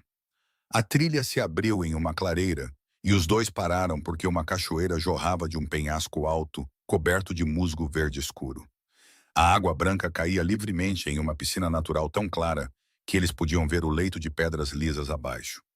Tudo cercado por samambaias e flores silvestres amarelas e roxas, brotando entre as rochas escorregadias, enquanto os galhos altos acima se curvavam em um dossel que deixava a luz do sol passar em feixes dourados e brilhantes, como se alguém tivesse derramado ouro derretido sobre a superfície da água. O ar aqui era mais fresco, mais limpo, pesado com o cheiro de musgo úmido e flores da floresta, e o som da cachoeira preenchia todo o espaço com o tipo de música que poderia fazer um coração se sentir mais leve apenas por ficar parado e ouvir. Eu costumava vir aqui com minha mãe, disse a Lara suavemente, seus olhos nas quedas d'água, um sorriso com um toque de saudade em seus lábios. Cale olhou para o lugar, depois para ela, e antes que ela pudesse reagir, ele tirou o paletó e pulou na piscina, espirrando água para todo lado. E quando ele voltou à superfície, com o cabelo molhado colado na testa, ele riu, o sorriso mais largo que ela já vira naquele rosto, e gritou, não está fria, entre!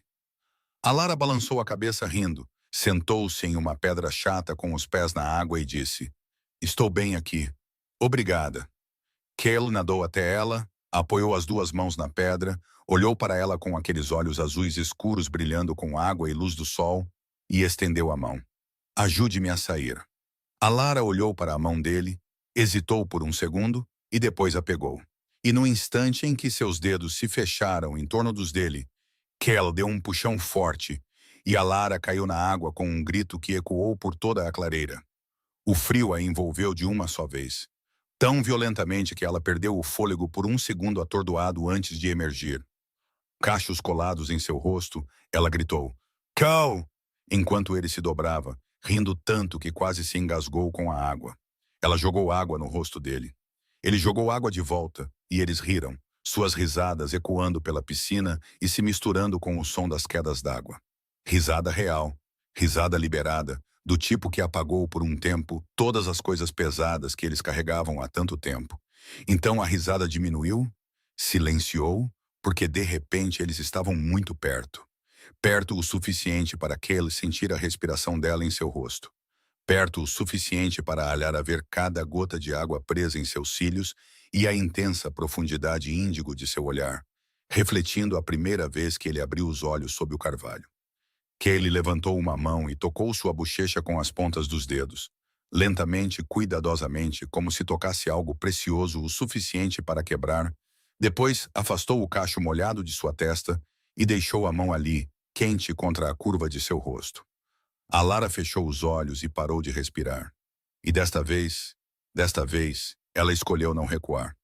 Não porque tivesse esquecido quem ele era, não porque tivesse esquecido a arma com o número de série raspado, mas porque escolheu confiar na pessoa que via com seus próprios olhos, assim como sua mãe havia escolhido uma vez.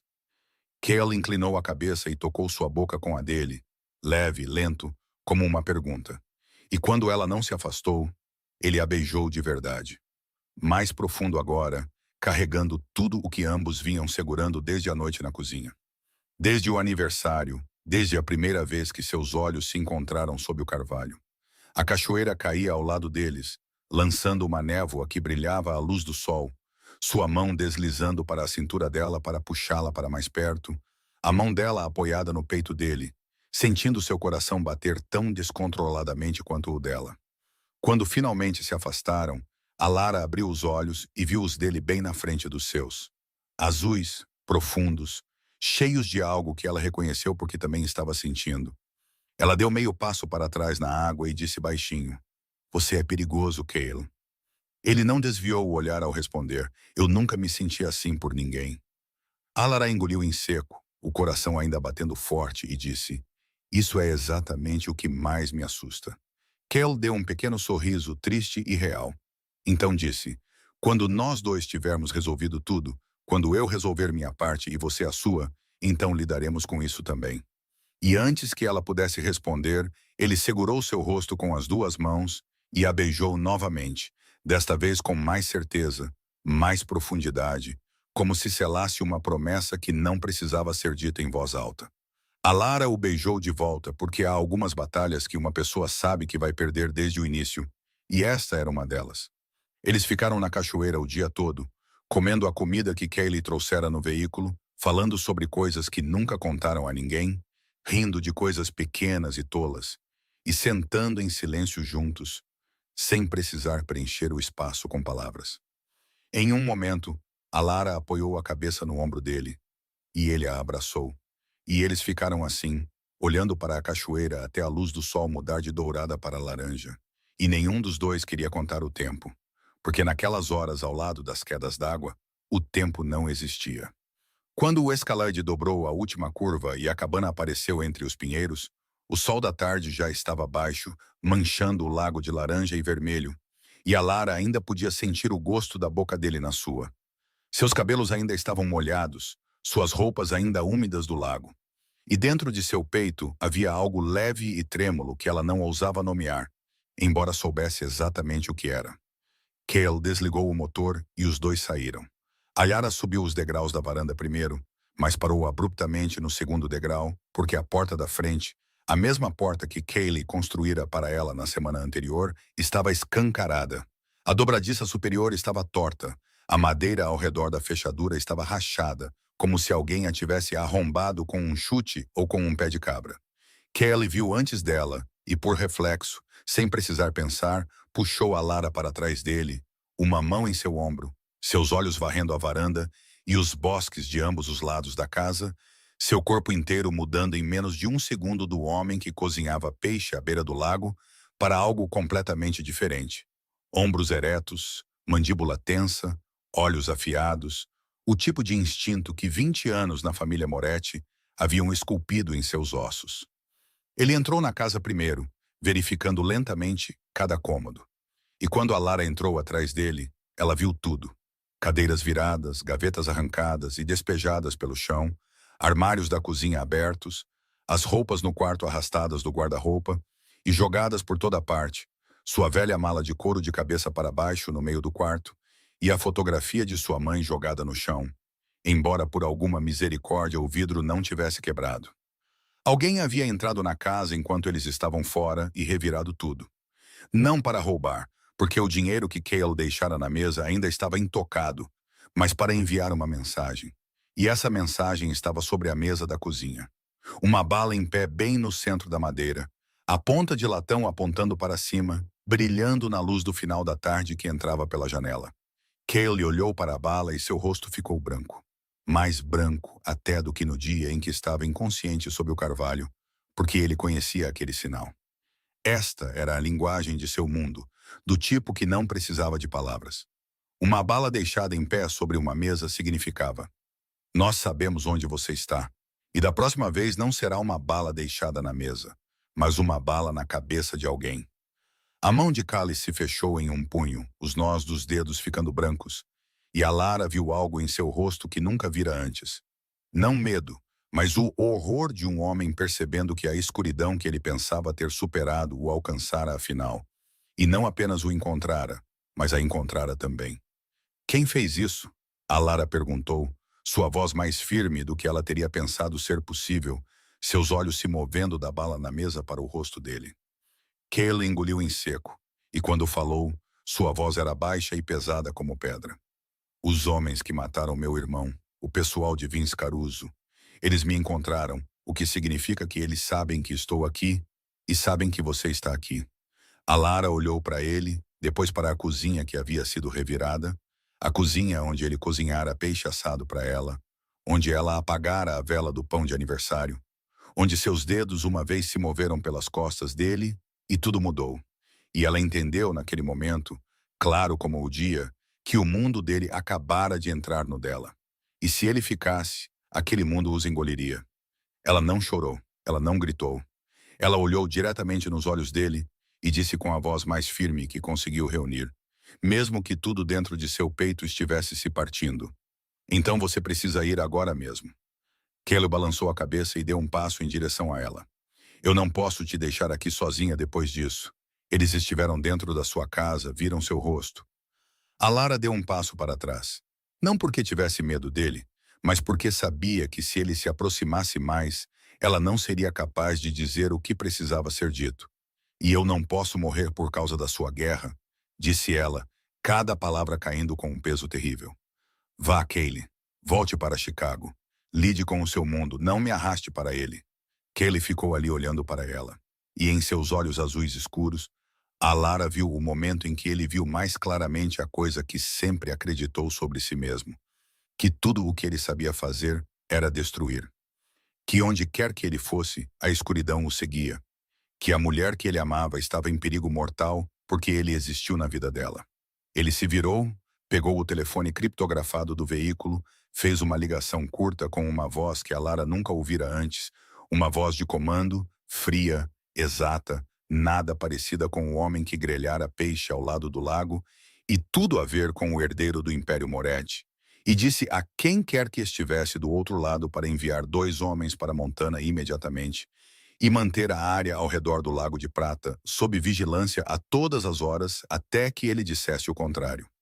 A Lara estaria segura sem nunca saber que alguém a estava protegendo. Kelly encerrou a ligação, voltou para ficar na frente de Alara e os dois se encararam na cozinha destruída, entre os pertences espalhados, e com a bala ainda em pé na mesa. E a distância entre a tarde na cachoeira e este momento era apenas uma questão de horas, mas parecia anos. Kelly segurou o rosto dela com as 2 mãos, assim como na cachoeira. Mas desta vez, suas mãos tremiam e ele a beijou. Um beijo salgado com lágrimas que nenhum dos dois percebeu que haviam começado a cair. Eu voltarei, ele disse, sua testa contra a dela, sua voz rouca. Quando for seguro, eu prometo. A Lara olhou para ele, seus olhos molhados, mas abertos, e respondeu. Então torne-o seguro, Cale. Ele a soltou, deu um passo para trás, olhou para ela por mais um segundo, como um homem tentando memorizar o rosto de alguém antes de perdê-lo. Depois se virou e saiu pela porta, desceu os degraus da varanda, entrou no escalade, ligou o motor e foi embora. A Lara ficou na janela da cozinha, observando o veículo preto descer a estrada de terra, cada vez menor, até desaparecer atrás da última linha de pinheiros, e antes que a poeira que ele levantara na luz do final da tarde tivesse tempo de assentar. Seu coração já estava vazio, porque ela não sabia se ele realmente voltaria. Ela não sabia o que o mundo dele faria com ele quando ele retornasse. Ela só sabia que a cabana à beira do Lago de Prata de repente se tornara mais silenciosa do que nunca, e que o silêncio tinha a forma dele. Callie Moretti voltou para Chicago em uma noite chuvosa e entrou na mansão da família pela porta da frente que havia deixado semanas antes. Donna estava no topo da escada, observando seu filho entrar, seu rosto machucado agora curado, mas ainda marcado pelo que passara. E ela não disse nada. Ela apenas o olhou por um longo tempo com olhos que há muito haviam se esgotado de lágrimas. Depois deu um único aceno de cabeça, como se entendesse que o filho que entrava por aquela porta esta noite não era mais o filho que havia partido. Na manhã seguinte, Kaylee levantou-se antes do amanhecer, vestiu um terno, sentou-se na cadeira que Nico ocupara na grande sala de reuniões da mansão e começou a fazer o que ninguém em toda a sua vida acreditara que ele era capaz de fazer. Ele leu os livros contábeis que Nico deixara para trás. Ele se reuniu com cada gerente. Ele ouviu cada relatório. Ele fez todas as perguntas que antes não se importaria o suficiente para fazer. Ele se levantava cedo todas as manhãs, realizava reuniões todos os dias, visitava todas as operações de negócios, falava com cada pessoa da família de uma maneira que ninguém esperava dele, sério, paciente e disposto a ouvir. Donna observou tudo em silêncio. Na primeira semana, ela não disse nada. Na segunda semana, ela ainda não disse nada. Mas na terceira semana, quando ela ficou na porta da sala de reuniões e viu Kaylee sentado em frente aos 3 gerentes de mais alto escalão da família, falando com uma voz calma e firme, ela sentiu algo que acreditava ter morrido com Nico ressurgir dentro de seu peito. Esperança. Mas a maior mudança que Kaylee fez não foi na maneira como administrava as coisas. Foi na decisão que tomou sobre Vince Caruso. Todos na família esperavam o dia em que Kaylee daria a ordem de vingança para matar Caruso, para terminar a guerra com sangue, da maneira que a família Moretti terminara todas as guerras por 3 gerações. Mas Callie não fez isso. Ele se lembrou de Alara. Ele se lembrou da bala em pé na mesa da cozinha. Ele se lembrou dos olhos dela quando ela disse: "Eu não posso morrer por causa da sua guerra." E ele entendeu que se matasse Caruso, outra pessoa se levantaria para tomar o lugar de Caruso. Então haveria vingança novamente, e então outra bala na mesa da cozinha de alguém, e o círculo de sangue nunca terminaria. Em vez disso, Callie reuniu todas as evidências que Nico havia coletado secretamente antes de sua morte. Evidências das operações de drogas e lavagem de dinheiro de Caruso, empacotou-as com esmero e as entregou ao FBI em troca de um acordo que protegia a família Moretti de processos por certas atividades. Caruso foi preso em uma manhã de terça-feira comum em sua casa nos subúrbios de Chicago. Antes mesmo de ter tempo de calçar os sapatos, e a ameaça terminou não com uma bala, mas com um par de algemas.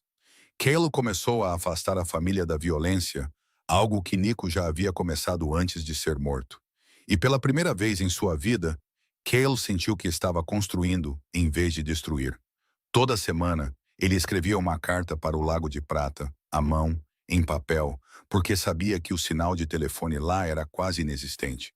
E em cada carta, ele contava a ela o que estava fazendo, o que estava mudando, o quanto sentia falta dela. E cada carta terminava com a mesma frase: "Eu voltarei quando for seguro." Enquanto isso, em Montana, a Lara travava sua própria guerra. Regina tentou enviar homens para intimidar a Lara na cabana, mas eles sempre eram interceptados por figuras escuras e silenciosas nos bosques antes que pudessem sequer chegar ao portão. Embora nunca os visse, a Lara sentiu uma presença persistente cuidando dela. Uma promessa silenciosa mantida a quilômetros de distância. Paxton Calloway chegou a Briarwood exatamente quando prometido. Um advogado de 38 anos, com cabelo preto penteado para trás, óculos redondos, uma postura severa, mas olhos calorosos, e depois de ler todos os papéis que a Lara e Beth haviam reunido, ele disse claramente: "Este testamento foi forjado, mas provar isso levará tempo, dinheiro, e Regina não ficará quieta durante o processo." Ele estava certo. Regina revidou no momento em que recebeu a intimação. Ela contratou o advogado mais caro que o dinheiro de Walter podia comprar, acusou a Lara de calúnia e transformou cada aparição no tribunal em um palco onde ela desempenhava o papel principal. O primeiro mês se arrastou como uma tortura. O segundo mês foi pior, E no terceiro mês, a audiência que a Lara acreditava ser o ponto de virada se tornou um desastre. Regina ficou diante do juiz, com os olhos avermelhados, a voz trêmula, falando de seu amor por Walter, da maneira como cuidara dele em seus últimos dias, da dor de perder o marido e agora ser falsamente acusada pela enteada de seu falecido marido por ganância. E ela chorou, chorou tão perfeitamente que todo o tribunal ficou em silêncio. O juiz franziu a testa e, quando a Lara olhou ao redor, viu os olhos de todos na sala sobre ela, como se ela fosse a vilã desta história. Paxton foi colocado na defensiva. As evidências ainda não eram fortes o suficiente. As testemunhas não haviam sido encontradas. E quando a audiência terminou naquele dia, a Lara sabia que acabara de perder uma grande batalha. Ela voltou para a cabana no escuro sem acender as luzes, entrou na cozinha e sentou-se no chão, no mesmo lugar onde se sentara chorando no dia em que mandou Kaylee embora. E desta vez, ela não chorou. Ela apenas ficou ali na escuridão, de costas para o armário da cozinha, os olhos fixos no nada, e pensou que talvez devesse desistir, que talvez Regina já tivesse vencido, que talvez tudo o que ela fizera nos últimos meses tivesse sido inútil e que ela deveria simplesmente aceitar que esta cabana era tudo o que teria pelo resto de sua vida. Ela ficou ali no escuro por um longo tempo, sem saber quanto, até que sua mão se estendeu para trás sem pensar e abriu a gaveta da cozinha em busca de uma caixa de fósforos para acender uma vela. E seus dedos tocaram outra coisa, um envelope. Ela o puxou, acendeu a vela e percebeu que era a carta mais recente de Kaylee, a que chegara no dia anterior, mas que ela ainda não abrira porque estivera muito ocupada preparando documentos para uma audiência. Ela rasgou o envelope, tirou o papel e leu sob a luz trêmula da vela. Ele escreveu que estava mudando tudo em Chicago, que todos os dias acordava cedo e trabalhava para se tornar alguém de quem ela pudesse se orgulhar, que pensava nela todas as manhãs, quando o sol entrava pelas janelas da sala de reuniões e ele se lembrava da luz do sol caindo pela janela da cozinha da cabana. E no final da carta, a última linha antes de sua assinatura, ele havia escrito: "Você é a pessoa mais forte que eu já conhecia, Lara. Não deixe que eles tirem mais nada de você." A Lara leu aquela linha uma, duas, três vezes, cada vez mais devagar que a anterior. E a cada leitura, ela sentia algo ressurgir dentro de seu peito. Não um muro que ela se acostumara a construir, mas algo mais duro, mais brilhante, algo que ela reconheceu como vontade. Ela dobrou a carta, levantou-se do chão da cozinha, foi até a pia, ligou a água, lavou o rosto na corrente fria, até sua pele ficar dormente, e sua mente clarear novamente. Depois, pegou o telefone, saiu para a varanda onde o sinal era uma barra mais forte, ligou para Paxton, e quando ele atendeu com uma voz cansada após a audiência desastrosa, falou em um tom que ele nunca ouvira dela antes, a voz de alguém que acabara de subir de volta do fundo de um abismo e não tinha intenção de cair novamente. "Nós não perdemos. Continue procurando." Depois daquela noite, Paxton Calloway trabalhou como um homem possuído. Ele não dormiu. Ele seguiu cada fio que Regina pensava ter cortado, ligou para cada pessoa com quem ela já lidou, rastreou cada transferência de dinheiro que ela fez nos últimos 4 anos e contratou investigadores para bater nas portas de todos os ex-funcionários da propriedade Whitfield, cada governanta demitida após a morte de Walter, cada médico que tratou Walter durante seus últimos meses. E então, no 5º mês, Paxton encontrou o elo mais fraco na cadeia de mentiras que Regina havia construído. Harold Briggs, o tabelião que morava na cidade de Milford, a 2 horas de Briarwood, o homem que carimbou e autenticou o testamento de Walter Whitfield. Quando Paxton apareceu na porta da frente de Briggs com um arquivo grosso debaixo do braço e o olhar de um advogado que sentiu o cheiro de sangue, Briggs abriu a porta com o rosto de um homem que sabia que este dia chegaria mais cedo ou mais tarde. Paxton não precisou ameaçá-lo. Ele apenas teve que expor na frente de Briggs o que já havia encontrado, uma cópia da certidão de óbito de Walter declarando claramente a data da morte, uma cópia do testamento com uma data de assinatura 3 dias após essa morte e uma análise preliminar de caligrafia mostrando que a assinatura no testamento não correspondia às amostras de assinatura de Walter de seus registros bancários. Briggs olhou para os papéis espalhados sobre a mesa, seu rosto ficando cinza, suas mãos tremendo, E ele sabia que se ficasse quieto, iria para a prisão sozinho.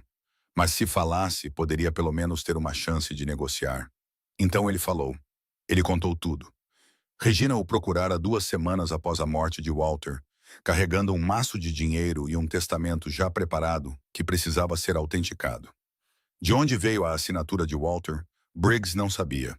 Poderia ter sido retirada de uma folha em branco que Walter assinara enquanto estava vivo e depois anexada ao documento, ou poderia ter sido forjada por alguém que Regina contratou.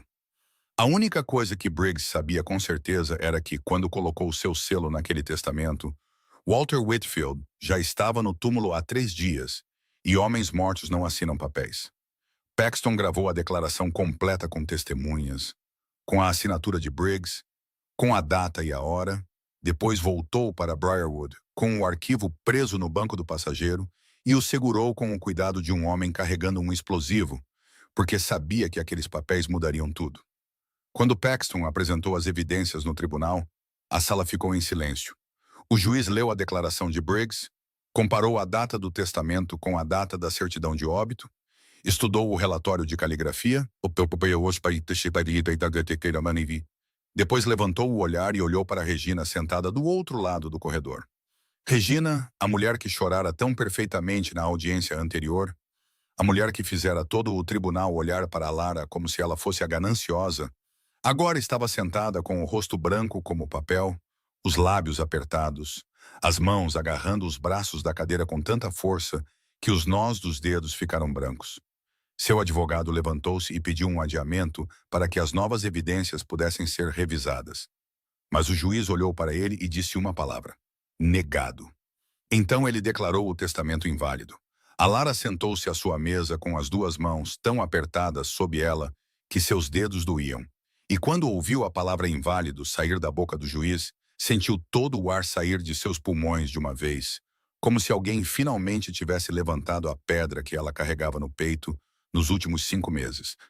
Paxton preparou a ordem formal e a entregou a Regina no portão da frente da propriedade Whitfield, acompanhado por 2 policiais. A redação era clara. Ela tinha 2 dias para desocupar a propriedade com seus pertences pessoais e nada mais. Regina leu cada linha do papel, e seu rosto mudou de branco para vermelho escuro.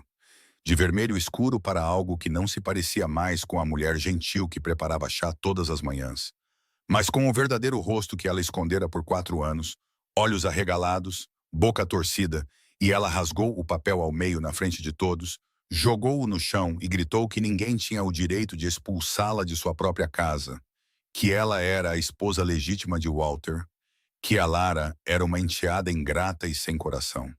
2 dias se passaram e Regina não saiu. No 3º dia, a polícia voltou, desta vez não para entregar papéis, mas para aplicá-los.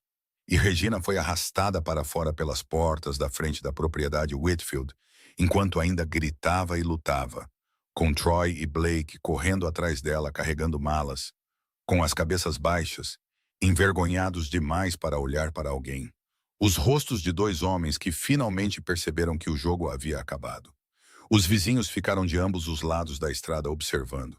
E pela primeira vez, toda a cidade de Briarwood viu o verdadeiro rosto da mulher que passaram 4 anos chamando de a pobre viúva.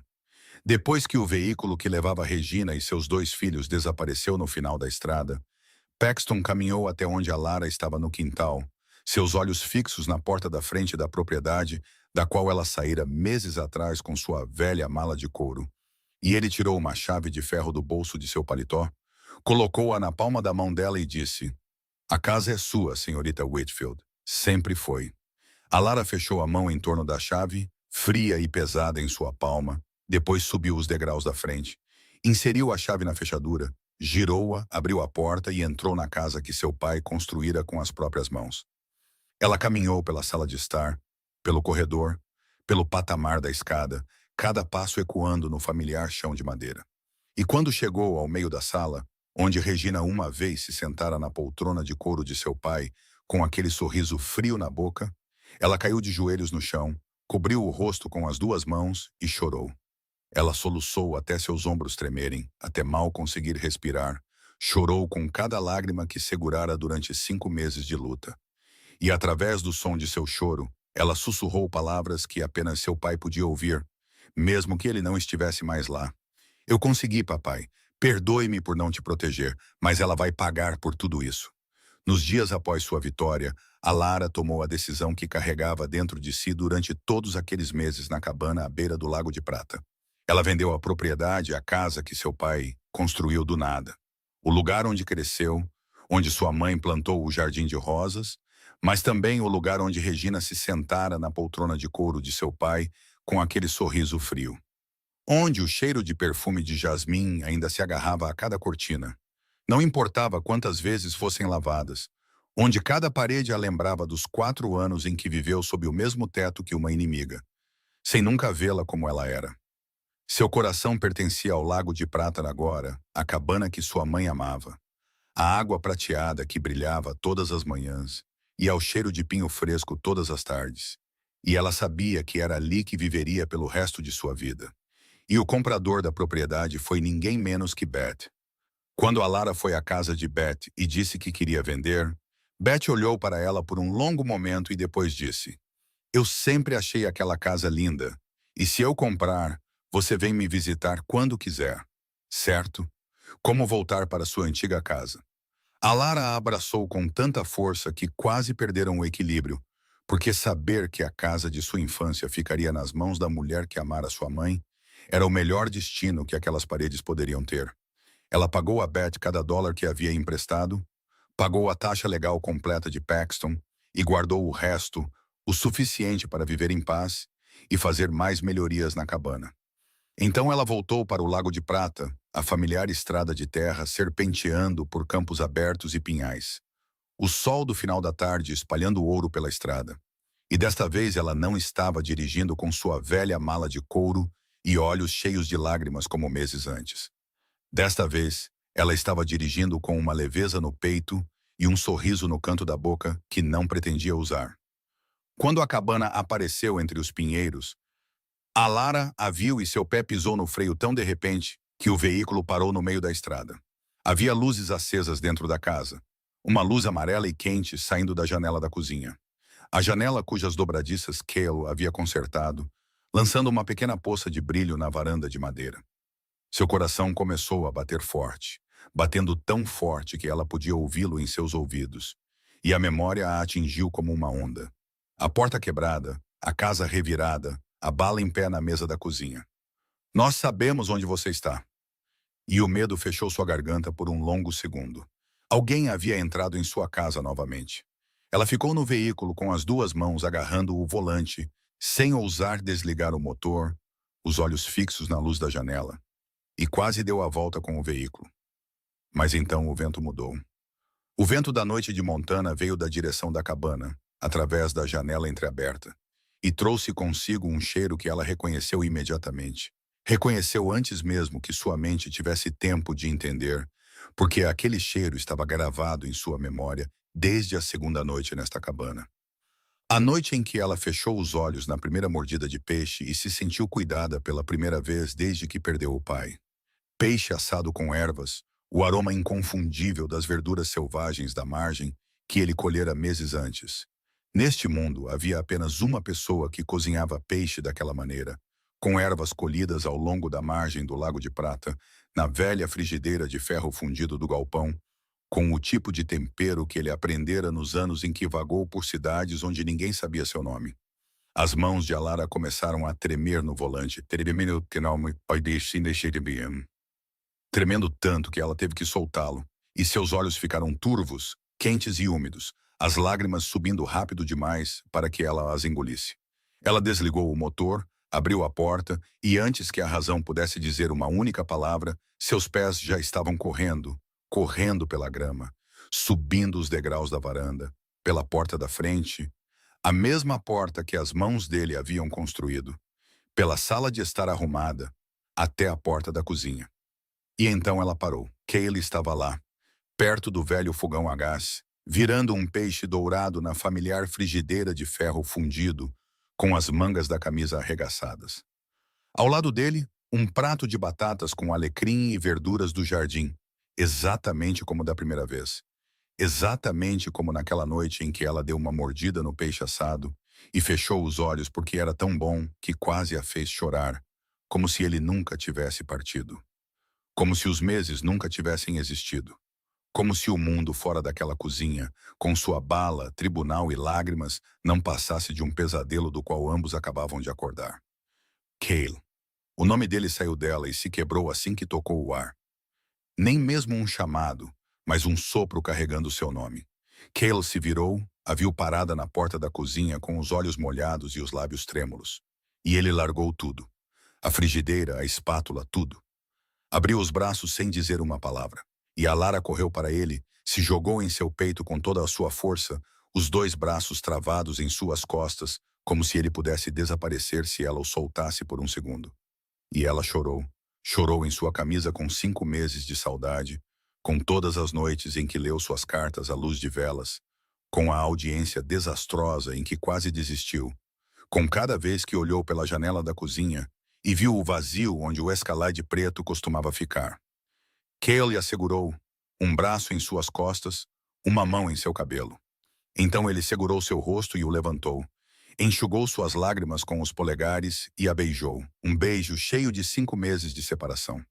Com cada noite na mansão de Chicago, quando ele olhava para o teto e se lembrava do cheiro do cabelo dela, com cada carta que ele escrevia, sem saber se ela a leria, um beijo profundo e lento e salgado com lágrimas que desta vez eram lágrimas de alegria.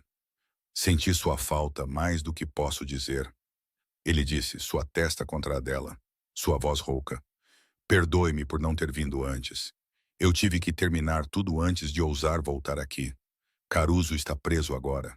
O FBI o pegou no mês passado. Ninguém vai te ameaçar de novo, Alara. Nunca mais. Eu prometo. Alara olhou nos olhos dele. Aqueles olhos azuis profundos que ela vira pela primeira vez sob o carvalho. Os olhos que ela uma vez temeu porque pertenciam a um mundo perigoso. E desta vez ela não sentiu medo. Nenhum muro restava. Nenhuma suspeita restava. Ela olhou para ele e viu o homem que construiu sua porta, que cozinhou peixe para ela, que se lembrou de seu aniversário, que dormiu em seu veículo por 2 noites para protegê-la depois que ela o mandou embora, que escreveu para ela toda semana por 5 meses, que escolheu não matar seu inimigo, mas entregá-lo à lei, porque ela disse, eu não posso morrer por causa da sua guerra. E ele ouviu, realmente ouviu. Ela escolheu confiar nele e estava certa. E agora chegou a parte que eu sei que vocês estavam esperando desde o início da história. Naquela noite, os dois sentaram-se na pequena cozinha comendo peixe assado com ervas e batatas com alecrim. Exatamente como na primeira refeição que Cale cozinhou para ela muitos meses antes. E eles contaram tudo um ao outro. Cale contou a ela sobre as manhãs em Chicago, quando se levantava antes do amanhecer para sentar na cadeira de Nico e aprender a se tornar o homem que sua família precisava. Sobre Donna olhando para ele pela primeira vez, sem decepção nos olhos.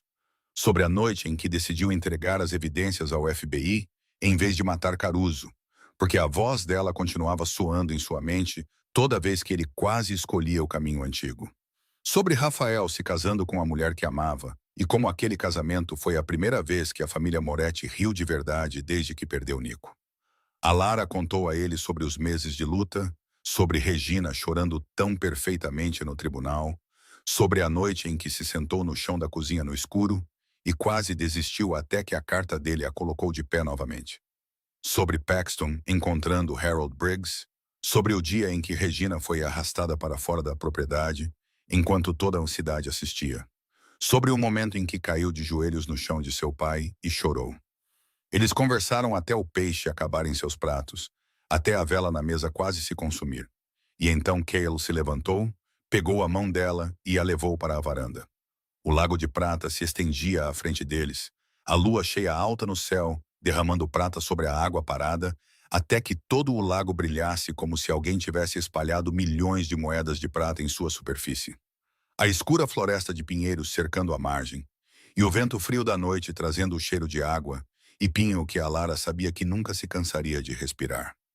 Cale encostou-se na grade da varanda, olhou para o lago, depois se virou para ela e falou com uma voz que ela nunca ouvira dele antes. Não a voz de um herdeiro da máfia dando ordens por telefone.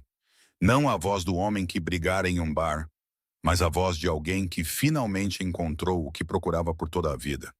Eu amo este lugar. Eu te amo. Você me mudou completamente, Alara. Eu acreditava que tudo o que eu sabia fazer era destruir, que tudo o que eu tocava acabava quebrado. Você foi a primeira pessoa que olhou para mim e viu algo que valia a pena guardar.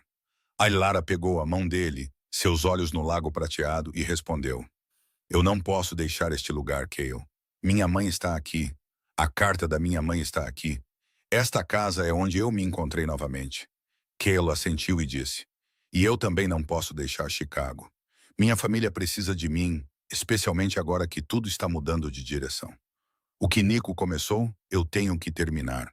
Mas eu sei de uma coisa com certeza. Ele se virou para olhá-la. Eu quero passar o resto da minha vida com você. Então ele lhe contou a solução que passara 5 meses em Chicago pensando. Durante a semana, eles ficariam na mansão Moretti enquanto ele administrava a família. Nos fins de semana, eles voltariam para o Lago de Prata. E sempre que o mundo se tornasse pesado demais, eles ficariam aqui por uma semana inteira com nada além do lago, da floresta de pinheiros, peixe assado e um ao outro. Esta é a nossa casa, disse ele. A Lara olhou para ele, olhou para o lago prateado, olhou para a cabana com a luz quente da cozinha se espalhando pela varanda e sorriu. Se você cozinhar toda vez que estivermos aqui, então eu concordo. Cale riu, a puxou para seus braços e a beijou sob o luar à beira do lago de prata. Um beijo que selou uma promessa que ambos sabiam que cumpririam. O casamento aconteceu na mansão Moretti, em Chicago, em uma manhã de primavera, a luz do sol inundando as altas janelas. A Lara usando um vestido de renda branco que Dona escolhera para ela. E quando os dois se enfrentaram e disseram seus votos, Dona Moretti sentou-se na primeira fila com lágrimas escorrendo por um rosto que a Lara uma vez pensara ser capaz apenas de severidade. E depois, Dona pegou as mãos de Alara e disse com a voz trêmula: Obrigada por trazer meu filho de volta para mim. Beth voou de Montana e chorou durante toda a cerimônia, usando 3 lenços sem o menor constrangimento. Rafael fotografou o casamento de seu irmão, e a foto mais bonita que ele capturou foi o momento em que Carly olhou para Lara e sorriu tão completamente que esqueceu que a câmera estava lá. E mais tarde, a Lara pendurou essa fotografia na parede da cabana, à beira do Lago de Prata, bem ao lado da fotografia de si mesma com sua mãe que ela carregara na mala surrada no dia em que foi expulsa de casa. E o acordo foi mantido exatamente como prometido. Durante a semana, eles viviam em Chicago, onde a Lara se adaptou à sua nova vida com a mesma força que usara para enfrentar Regina, e Cale liderou a família com uma devoção que silenciou até os céticos mais teimosos. Mas todo fim de semana, o veículo voltava para a familiar estrada de terra em direção a Montana. E sempre que a cabana aparecia entre os pinheiros, Callie sempre respirava fundo e dizia as mesmas palavras: Estamos em casa. Um ano depois, a Lara deu à luz gêmeos. O menino veio primeiro, com um choro que ecoou pela sala, com olhos azuis profundos como os de seu pai e cachos castanhos como os de sua mãe. A menina veio em silêncio, com os olhos bem abertos para o mundo, com um sorriso igual ao de Cale e cabelos castanhos lisos e macios. Dona ajoelhou-se na capela chorando de gratidão quando ouviu a notícia, e Betty voou para Chicago no dia seguinte e segurou os 2 bebês a tarde toda sem soltar. As crianças cresceram entre 2 mundos, e toda vez que o veículo virava na estrada para o Lago de Prata, elas tiravam os sapatos antes mesmo de parar completamente e corriam pela grama em direção ao lago, suas risadas ecoando pelos pinhais. Em uma tarde de sábado, com o sol do final da tarde derramando ouro sobre a água e o vento trazendo o cheiro de pinho pela varanda, Cale estava na margem do lago ensinando seu filho a segurar uma vara de pescar.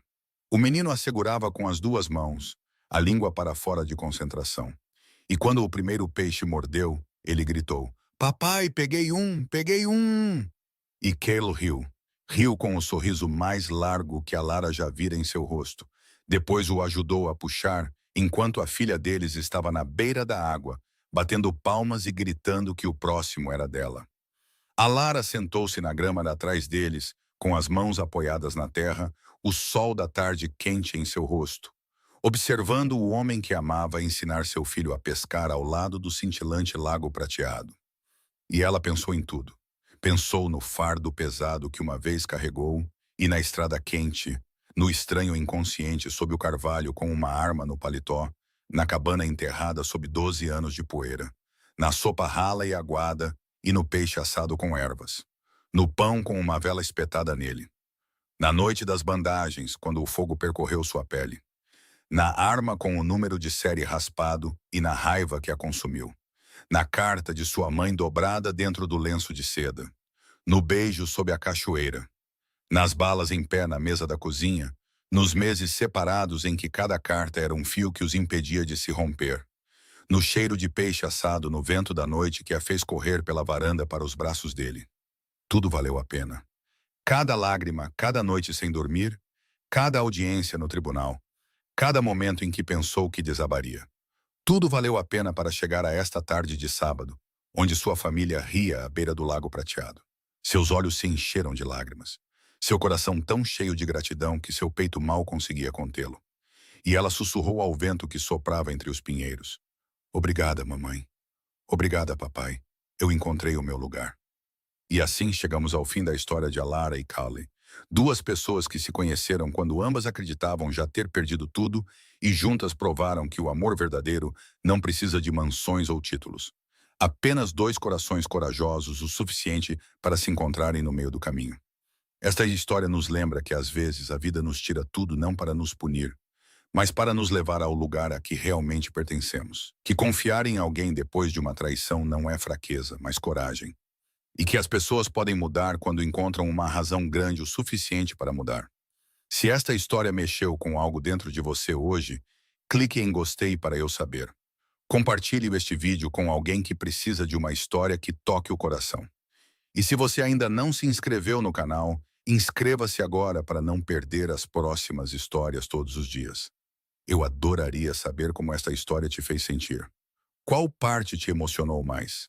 Você já esteve em um lugar onde teve que escolher entre confiar em alguém e se proteger? Compartilhe comigo nos comentários abaixo.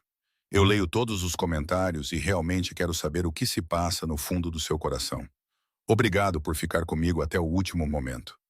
Desejo a todos que assistem a este vídeo boa saúde, uma vida alegre e dias cheios de paz. Adeus e nos vemos novamente no próximo vídeo.